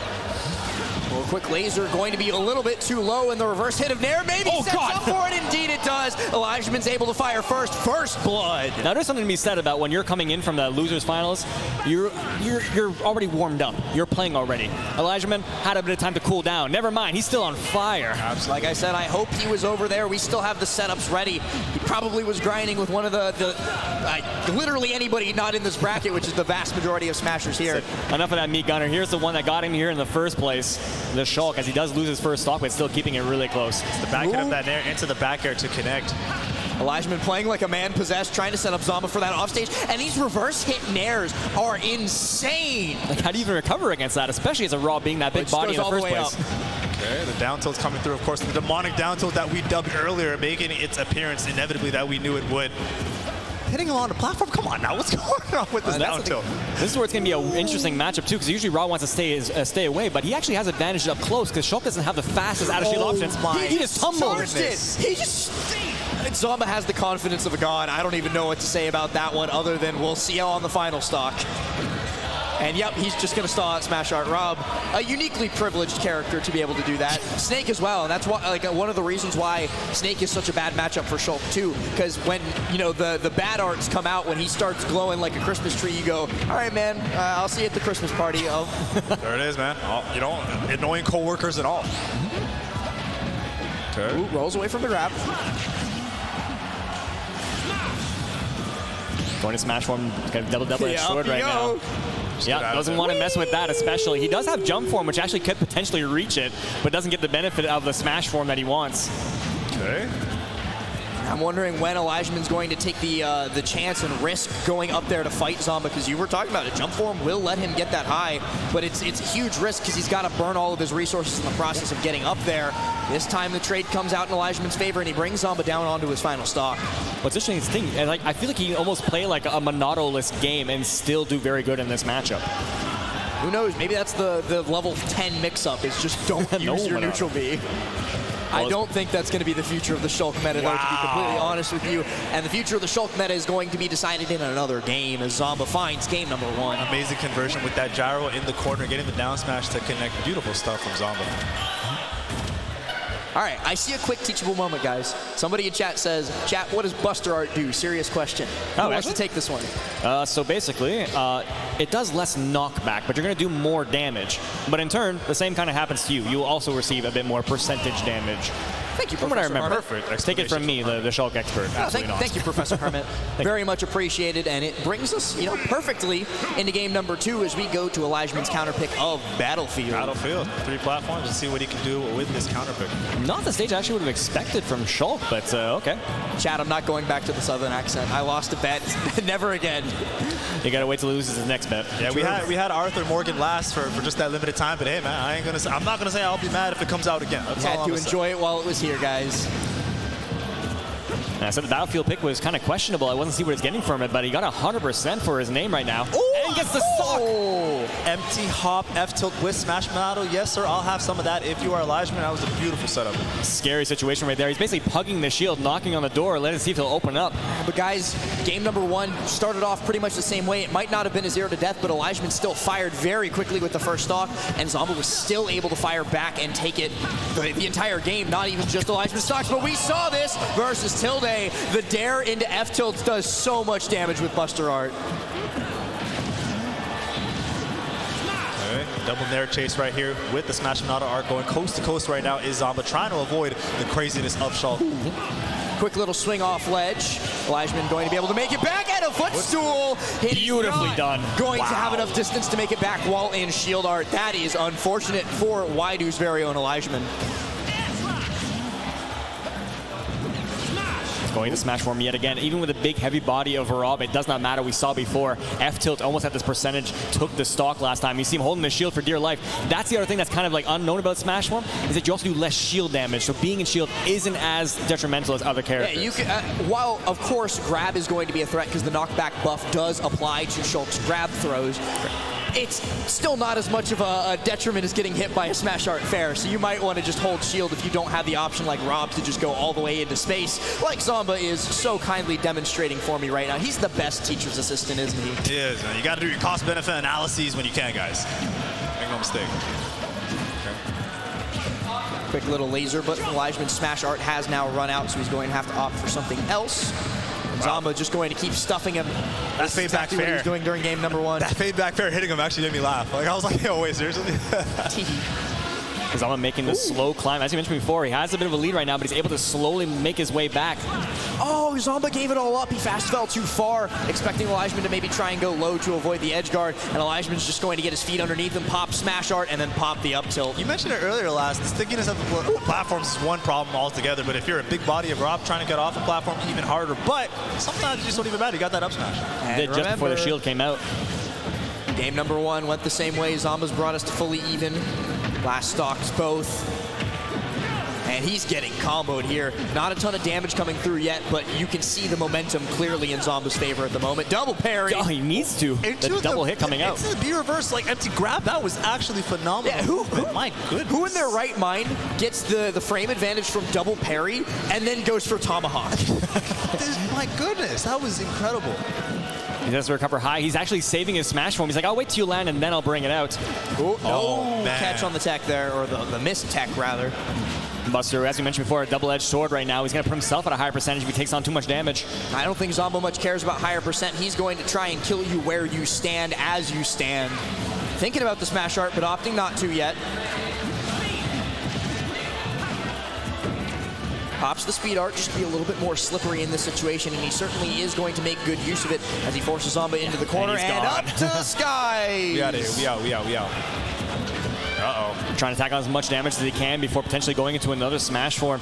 Again, that could be a shield break. He's got to be careful. Yeah. Another thing that I think you mentioned very briefly, Buster Art does way more damage to the shield, but that's going to do way more damage to Elijmin's mental. 100%. That down air just looks like it hurts. It just looks like it hurts you, and it definitely hurts the brain. Shout out to the mental damage that last just mentioned. And, that goes a long way, too. We don't talk about that enough. The way you lose games sometimes could tend to stick in your head well after the result. I actually like the adaptation from Zomba right now. He's actually playing around the Monado instead of trying to face it head on, and I actually do enjoy that. He obviously has the privilege of doing so because he can recover to the blast zone and just avoid it entirely. Most other characters wouldn't have that option, but at least he's using that to his advantage. He put on a shirt!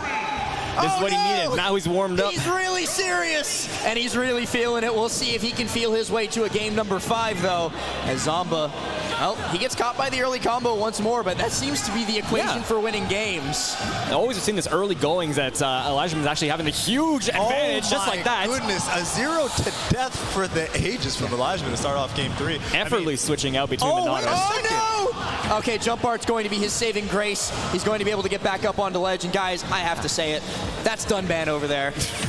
It's just done everything from the Monado right now. Even the shield form coming out, I think many would argue that Monado is probably potentially the best move in the game. A game that already has a lot of really dumb, stupid moves. Good moves, yeah.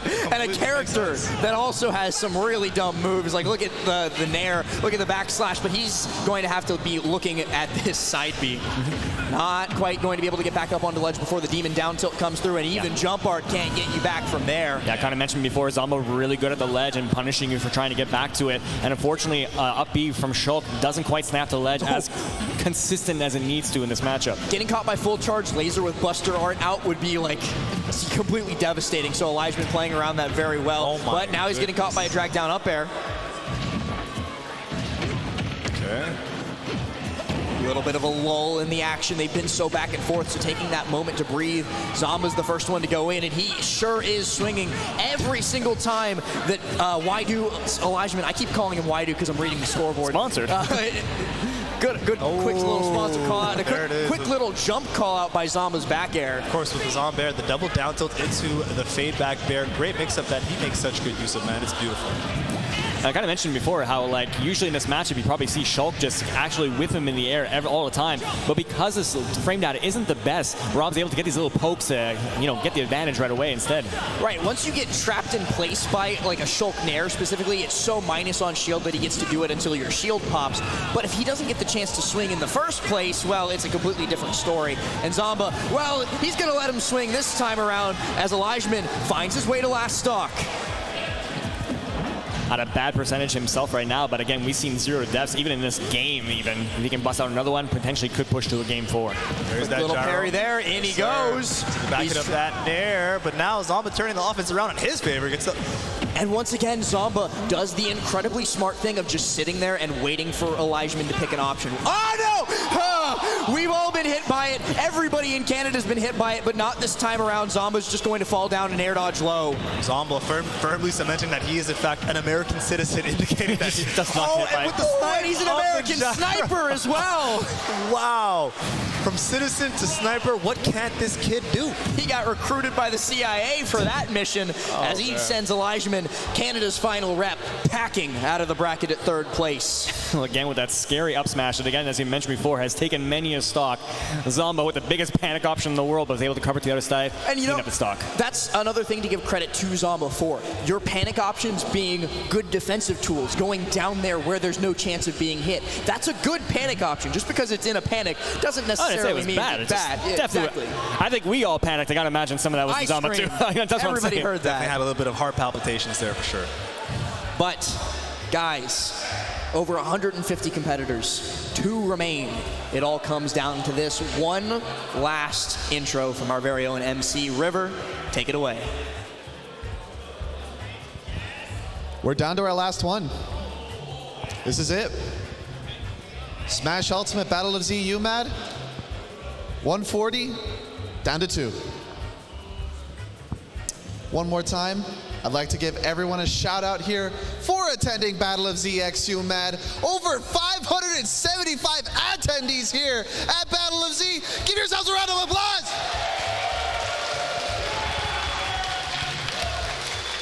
I hope that wasn't your best. Can you also give it up to all the people in the red shirts, the staff, for making sure this is running as smoothly as it is?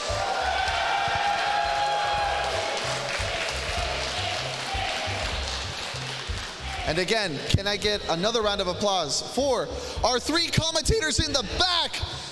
Can you give them a hand, please? Give it up for Last, Hermit, and Bashmo.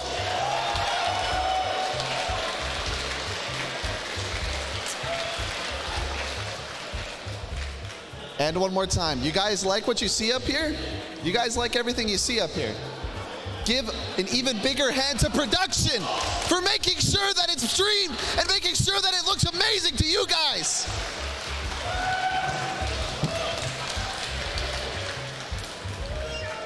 And with that, we're down to our last player. Coming from the winner's side, looking to take it all for his crew. Give it up one more time for ApolloKage!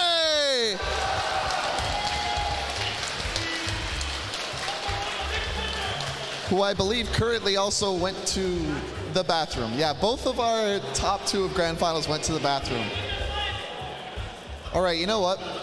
I haven't given myself enough credit. All right, guys, I got one important question for y'all. Do you love me?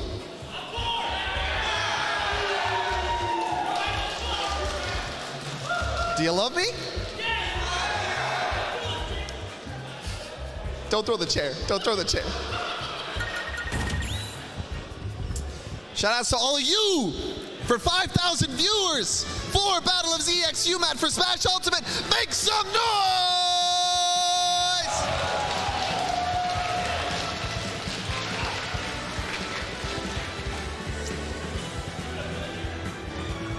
They're still waiting.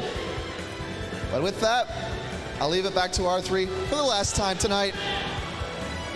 Take it away, boys. Putting it in our hands right now to stall for a time right now. But I appreciate it. And I want to give you a shout, because he's not going to shout himself out. We love River, right? We love River. Can we get an I love River chant? Oh, Please. He's done so much. You don't even know. Come on, come on, come on. Love. I love River. I love River. Okay, that's enough.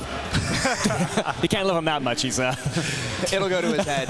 As ApolloKage now steps his way up onto the stage. Guys, I'm not even going to hesitate to say that Zomba versus AK in winner's semis was the hypest set of the tournament. One of the hypest sets that I've seen in a very long time. We saw both of them live well past 200% in that last stock game 5. And I don't hesitate to say that we very well might see a repeat of that. But for the sake of my heart, I hope that it's not too much.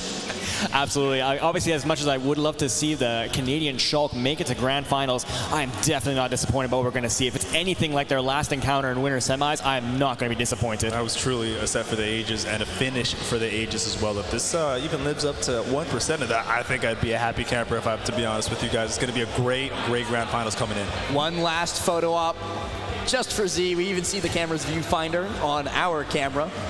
And again, another quick shout out to Z himself for putting on this whole tournament, making top 8, making top cut in Street Fighter 6, and giving us, well, the back of his head, as well as one of the sickest tournament venues that I've ever had the pleasure to be in. This church is crazy cool, dude. It feels like we're on Kalos itself. There you go. Z is a phenomenal man for being able to compete at a high level and TO a tournament this big. But it all comes down to this boy, ApolloKage, going up against Zomba. Sending off from a cheer from the crowd, starting off into the match. This is your grand finals here at Battle of Z. And man, I would not have had it any other way. These two, not the first and second seed by a technicality thanks to Light's absence here, but in all intents and purposes, this is 1 and 2. This is who we expected to see, and this is going to be another barn burner. Oh, up you go. And again, we saw the entire set take place on PS2. It looks like we're running back just the same as he cleans up with the up tilt. It's crazy. He didn't even wait for the back air to come out. ApolloKage instantly just let the up tilt rip, and it is frame 6, so it's very fast. You may as well. And here's something that's once again so detrimental to all of Snake's opponents, but Zomba in particular in that last set they played. Once ApolloKage gets out to a lead, he's able to do so much extra credit, 72% before that Zombair connects, but the Zombair does indeed find its mark, and Zomba evens us up. Yeah, a bit of cute Rob tech there, where you basically jet off really quickly in a horizontal direction to get that back air. Otherwise, it would not be possible. It's interesting, you know, they're coming up with everything. Combination with that back air, Hermit, just a very scary option, and it got the stock off for Zomba when he needed it. Okay. Ooh. Lots of damage being done to ApolloKage by his own kit, but again, another up tilt, just never safe from it. If those grenades ever betray him, he knows the up tilt never will. I think he might have wanted to get another down tilt before going for that dash attack. Wait. Just that little wiggle? Or that grab, excuse me. The fact that Dare 1 came out in time to interrupt Zomba there is insane. Snake is so privileged. Air dodges down to the ledge, gets away with it too. Beautiful. Now he gets to reset back to his own little house underneath the PS2 platform. We talked about it ad nauseum, the fact that Snake loves to go high. I mean, that was a little bit of a mix-up right there, just going high and then going low right away. Again, these two players have faced each other a lot. You cannot be predictable in this situation.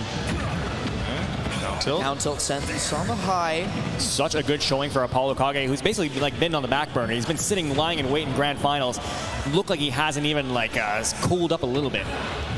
No nerves, no slowdown, nothing from ApolloKage, but no tech either, as I believe underneath the stage that was untechable. He's going down onto his last stock, but he's got a significant advantage here against Zomba. Only one more meaningful hit might close it out, but then again, we've seen Zomba live much, much longer. Oh, he had a nice train going on there with the percentage right now, and ApolloKage not able to find his footing until a grenade potentially breaks things up. Quick little up smash. Zomba going to have to drift all the way to the right, even not able to follow up against ApolloKage's drift because he was scared of getting caught by that mortar. But he's still doing all this damage to him, going to be able to land past the grenades. Yeah, he's making this deficit a lot less right now. I thought it was going to be a foregone conclusion right now, but Zomba able to climb back up. Never mind the F-tilt taking him the first stock. ApolloKage is 2 games away from winning Battle of Z. I mentioned it earlier, I think it was in their previous set, that percentage for down throw F-tilt on Rob, it's actually absurdly early. I think it starts working around like 130 or 140. At that time, he was at 150, so worked out very well, and I mean, powerful enough to take him out for that first game. 160 is the universal percent for down throw up tilt being correct. True. But I like the fact that I'm sure Zomba knows that as well, and ApolloKage did the F tilt instead as a huge mix-up to DI, because I don't think Zomba would have been able to live through that, either up tilt or F tilt, but why risk it, right? Exactly, well said. F tilt's a good option, especially because when you're put into that down throw situation, you potentially could see what the Snake is going to react with. What role are you reading? So you don't expect sometimes they might just throw in an F tilt instead. Exactly. Catch you holding the wrong way too. It's the end of the line. Oh, Ooh, Rising Nair going to do a whole lot of damage to Zomba as he tries to make his way back onto the stage. The Stairmaster not going to connect, but these back airs certainly will. Boot, meet, jaw. This series of lead traps right now. Oh my God, it just keeps going. That kills. Goodness, that was such a crazy string. Any other character but Rob, that would have been the finish right now, but ApolloKage is looking to wrap this up. I actually cannot believe that entire lead trap sequence. That was just phenomenal play overall. Zomba is not, too out of it, and I like the fact that he's fighting back because that was just insane. It's the first time I might feel bad for a Rob, despite what he put everything through. That was just vicious. Tries to go for the dare again, but AK has certainly wised up from all his experience with that move in winter semifinals. He's no longer going to be caught out by it, at least that easily. I wouldn't put it past Zomba to find at least 1 or 2, though. Oh, ooh, the self C4. Everyone gets one. You know Everyone what? gets one. I'm glad that it's during game 2 while ApolloKage is up, because it's way better than it happening during game 5. Number 5, yes sir, that was nutty. But not getting deterred right now, still racking up a clean 72% to his name, as he does get forced to ledge there, but it recovers high. It wouldn't be an AK set any other way. Falls straight to the ledge, gets caught out by the Nair this time though, and sent high. Snake way too heavy, and ApolloKage way too good at DIing that though to die early. Oh, okay, very surprised he narrowly missed that up air. Responding with that F smash is Zomba. Ooh, catches him out, anti-air, but the grenade does its job as it always will. Just doing it, especially with a lot of these multi-hits. We've seen twice so far in this one stock where the rotator arm and the up air get beaten out by the grenade, that which potentially could have spent the stock. Up smashes here once again. He's just trying to cover every single landing potential option from Zomba. But guys, we blinked our eyes and Zomba's caught up in the percents. This is looking very familiar to a previous set I may have seen. Now they have these high percentages right now and projectiles flying. Sir. May even get to 200% again, who knows? 174, he's certainly, sniffing those percents already. Oh, a back air, but he falls way too far, and AK is able to get up onto the ledge. The grenade pops Zomba high. He goes for the Nikita, and Zomba doesn't stay aware of it. It's not enough to kill, but it does give AK so much control over the stage that Zomba just immediately takes away, and the landing there takes the stock. Zomba has the lead. 193%. Okay, takes never it mind. right Back back. to 0. Yep. 10%. It's plenty. Plenty of a lead. Up tilt here, going to keep Snake locked onto this platform. All the movement in the world, and we still get stuck on these platforms. And it's like these two characters never get too far in percentages or stocks away from each other to keep it close the entire way through. Ooh, the landing there not going to serve AK well, but the grenade once again makes sure that even a mistake turns into an advantage for Snake. Had the guaranteed up air, but opted for that mix-up to try and get a back air. But I mean, at this point, they're going to get damage off no matter what. We're once again seeing that long-distance battle of attrition at a high percent. Like to use, they went for the grenade because he had the grab and lying in wait. Gets the up air. This might do it. Oh, not going to be enough to kill a heavy boy like Snake, but the next one might be. But the next one goes to ApolloKage as he takes game number 2, puts himself not just on set point, but tournament point. Damn.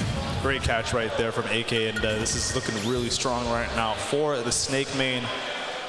Wow. Absolutely insane coming from both sides right now. We see, like you mentioned, the war of attrition. Grenades flying over the explosion, but when the dust settles, it's always that up tilt, the tried and true that just breaks it up and takes that stock. And not only the stock, but the game as well. We are one game away from ApolloKage taking Battle of Z. He certainly wants to close it out here, but guys, I don't mean to put this evil out into the world. I don't mean to expose the script this early. You know how many reverse 3-0s we've seen this weekend? It is a possibility, and that's why I'm still sitting in my chair. I kind of know that we could still be here for the long run. What's another one on the board, says Zomba, but AK looking to make sure that that future does not come to pass. Again, these very strong openings from ApolloKage. Every game has been paying dividends. Looking for the falling back air there. Not going to get it. Zomba playing so tricky around this. Yeah, just going to air dodge out. Not going to give AK the time of day on that one. I actually tried to frame trap him there, not able to get the Nair 1 up tilt, and then thought he'd get the C4, but Zomba able to quickly react. Can he get away from this Nikita, though? That's the question. He's got to chase him, though. You are, but you're not going to get away from the mortar, and ApolloKage puts himself one stock closer to the Battle of Z title. Yeah, getting stuck on a platform there, especially with the big body of Rob, not really going to chase it. But I love the chase from the Nikita. He doesn't even have to chase Rob in the air. He's like, I have a thing that does it for me. There you go. Down tilt there, beats out AK's landing, and a quick little grab from Zomba. But again, the grenade, AK's best wingman. Still, he's alive! Yeah, impeccable DI, especially on a move that's so hard to DI, like the Rob's up air. Able to live through it and live to these high percentages like we've seen too often in these sets. Okay, gets the down tilt to connect, still throwing out some grenades, and AK just staying so poised and focused, not dying, quite frankly. It's insane. Okay, does there. Eventually, he does have to kiss that stock goodbye, and the quick little duff, the right hook, makes him do it. Back air from AK going to send Zomba into the corner once more. Tries to regain center stage, and he does so successfully. This is great for Zomba, as he's going to be able to catch AK going high. Oh, but he doesn't punish the landing. I thought for sure it would have had to be a neutral air dodge that Zomba would have called out, but AK just confident, brazen coming down onto that platform. And once he pulled out that grenade, Zomba, I think, kind of knew that there'd be a trade on deck, and that would have put them both in a weird situation. So opting not to chase it, I actually do respect it. Okay. Opting for the devil he knows instead of the one he doesn't. Good job of trying to meet about halfway. We mentioned before he's going for the low recoveries. This time he does it, but most time he's trying to go for the high. It's getting red. It's not really a place for him to recover anymore. Okay, once again, interrupting that up air is the frame one grenade back into the neutral. You got to have friends like that. Like Snake has his grenades, honestly. They're always looking out for you. 100%, man. One of the best insurance policies out there, man. Bel Air Direct, the cooperators, you pick and choose. You want double coverage, single? The grenade got you. I don't know how much he's paying a year for that. Oh, but the C4 is the one that comes in huge. That's the life insurance policy. It's used a little bit less frequently, but when it does come in, it sure hits. You gotta cash out. Chasing so hard, able to narrowly avoid at these high percentages right now. Gets the laser, doesn't quite do it. And even though we're in this exciting moment right now, we have to note that he's on his last stock potentially. If Zomba can't make something happen right now, ApolloKage, the tournament is his. We saw winner's side life Zomba earlier. He really came alive, and he's done so many times throughout this bracket, but this is where it really matters. His tournament is on the line. He does not want to go on that 6.5-hour car ride back to New York after being 3-0'd in grand finals, but let's be real, that's a sticky. There's a sticky that could be a sticky for 72%, now 82. Living the Nair on top of that, things are looking pretty good right now for AK. Ooh. Oh my goodness, this is a minefield. And he gets the grenade. That's gonna do it. Off the top, and ApolloKage is your Battle of Z champion in a clean 3-0 fashion. Wow. Give it up. He does it just like that. The alley-oop with the grenade up to the top blast zone sends Zomba reeling out of the bracket, and AK to the winner's circle. Congratulations to him as he walks away with the title that so many players made their way to beautiful, beautiful Montreal to try and claim. And there it is, the signature little pose from AK. Looking like the king of the Pirates with that performance there in game number 3 of the, and overall during the tournament itself, man. What a phenomenal run. But thank you guys so very much for tuning in to Battle of Z. Not just the top 8, but the entire tournament. We were lucky enough to be able to host it on One Hungry Box's Twitch channel, where all of you had the pleasure, I hope, of joining us here throughout it. But that is going to do it for the 3 of us. So why don't we go down the line and let everybody know who we are and where they can find us. Well, I'm Hermit. I don't post too much on Twitter, but you can see me on Hermit on mic. And for the ones watching from Hungry Box, hope you like what you see from our Montreal scene, along with some bonus players. That's all I got to say. Thank you so much.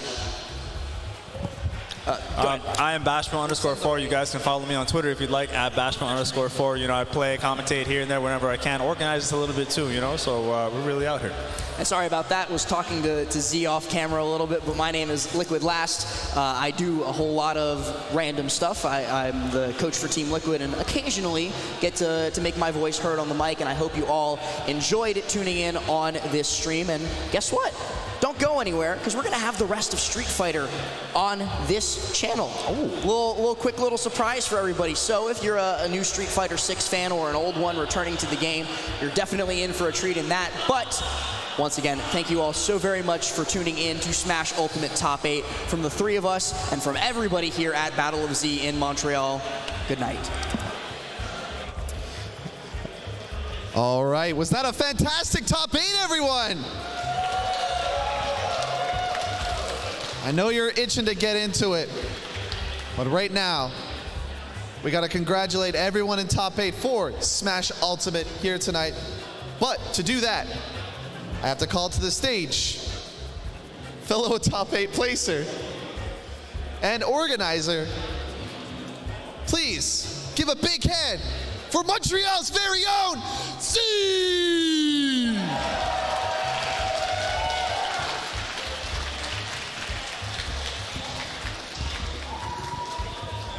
All right, thank you everybody for watching Ultimate Top 8. I was playing in it for some reason. Thank you for supporting. I hope you guys liked the event. We had great players like ApolloKage, Zomba, Tilde, Elijmin, Mr. E, and so many more. We had River running a perfect stream. Belkarama helping in the back. We're like training him and he's doing an amazing job. Thank you for the amazing commentators. Last, Hermit, Bashmo for the epic commentary. Thank you, HBox, for letting us use your channel. We're going to use the channel for Smash Ultimate. We had 5,000 viewers. We're going to use it for Street Fighter 6, so thank you so much, HBox. Like, we love you so much. You're one of the best. And last, you want to say something? Oh. Since Z refuses to do it himself, let's shout out Z as well for running an amazing tournament here in Montreal. Let's hear it for Z.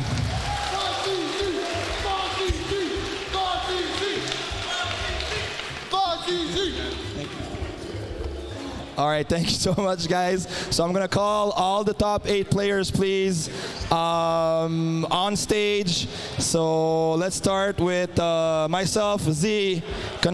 Yeah, Z. Woohoo.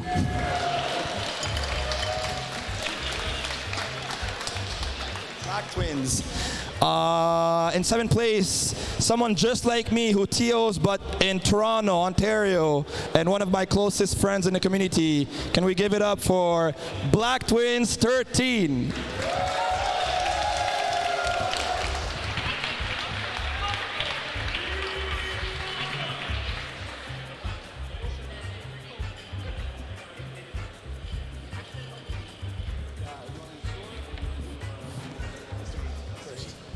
And from New York, came with Tilde and Zomba, another good friend of mine, one of the coolest people in the community. Can we have Mr. E in 5th place, please?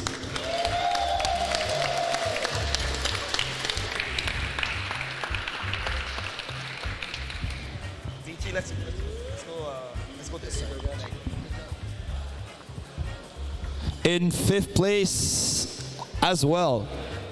Close friend of mine, cool person, a Steve player, and you just saw, like, it's not just Steve. We saw the Meta Knight, we saw the Joker, we saw the Sephiroth. So he is one of the best players in Montreal. He's a person who's been playing the game for like almost 10 years, but he's only like 20 years old, which makes no sense.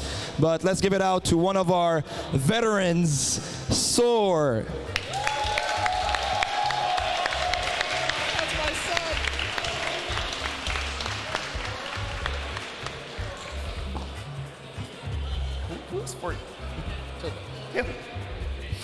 In 4th place, we have the best Falco in the world from New York as well, making a long trip. Thank you so much for Tilde in 4th place. And you know what? Next year, he might get 1st place. The controller was not working. It's not his fault. In 3rd place, we have Canada's own beautiful man with the most beautiful smile in the world. One of the, I would say, for me, he's the best Shulk in the world. Great person, always humble, always very nice, always supporting the Montreal scene, even in our Smart Monthlies. So give it up for Elijmin, please.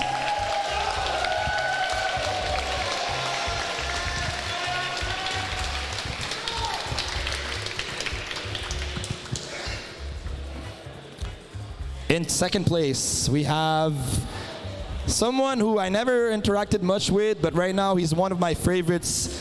He's a top 10 player in the world. He's only 17 years old. He is amazing. He beat MK Leo not once but twice when he was playing serious. His Violet, his Joker, his all random. Give it up for Zomba!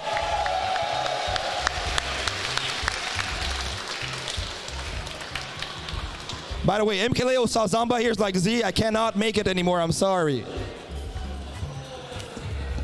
In 1st place, there's a saying that says, this city is the city of Snake. And how can you ask for something so crazy than having 1st place than someone who I admire a lot, only like the most positive person on Twitter, and you know it's not fake. Guinean person, one of the nicest human being I've housed at my house. He's one of my favorites. My girlfriend loves him so much. My cat Wally loves him to death.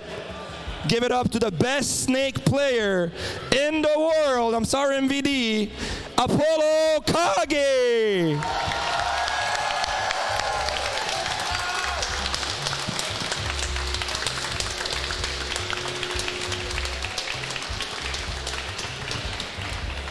So again, everybody, let's give another round of applause to everyone in the top 8. Thank you so much. It is not the end. We have Street Fighter 6. We have so much talent to like showcase you. We know it's a new game, but we have Canada's best. So please tune in and enjoy Street Fighter 6. We're starting in like 5 to 10 minutes. Thank you again for everyone for supporting. I said thank you to everybody here, but thank you everybody in the crowd, at home, watching, supporting. And you know what? The more you support, the more the events will be better. And next year, we're aiming even higher than before. So thank you again.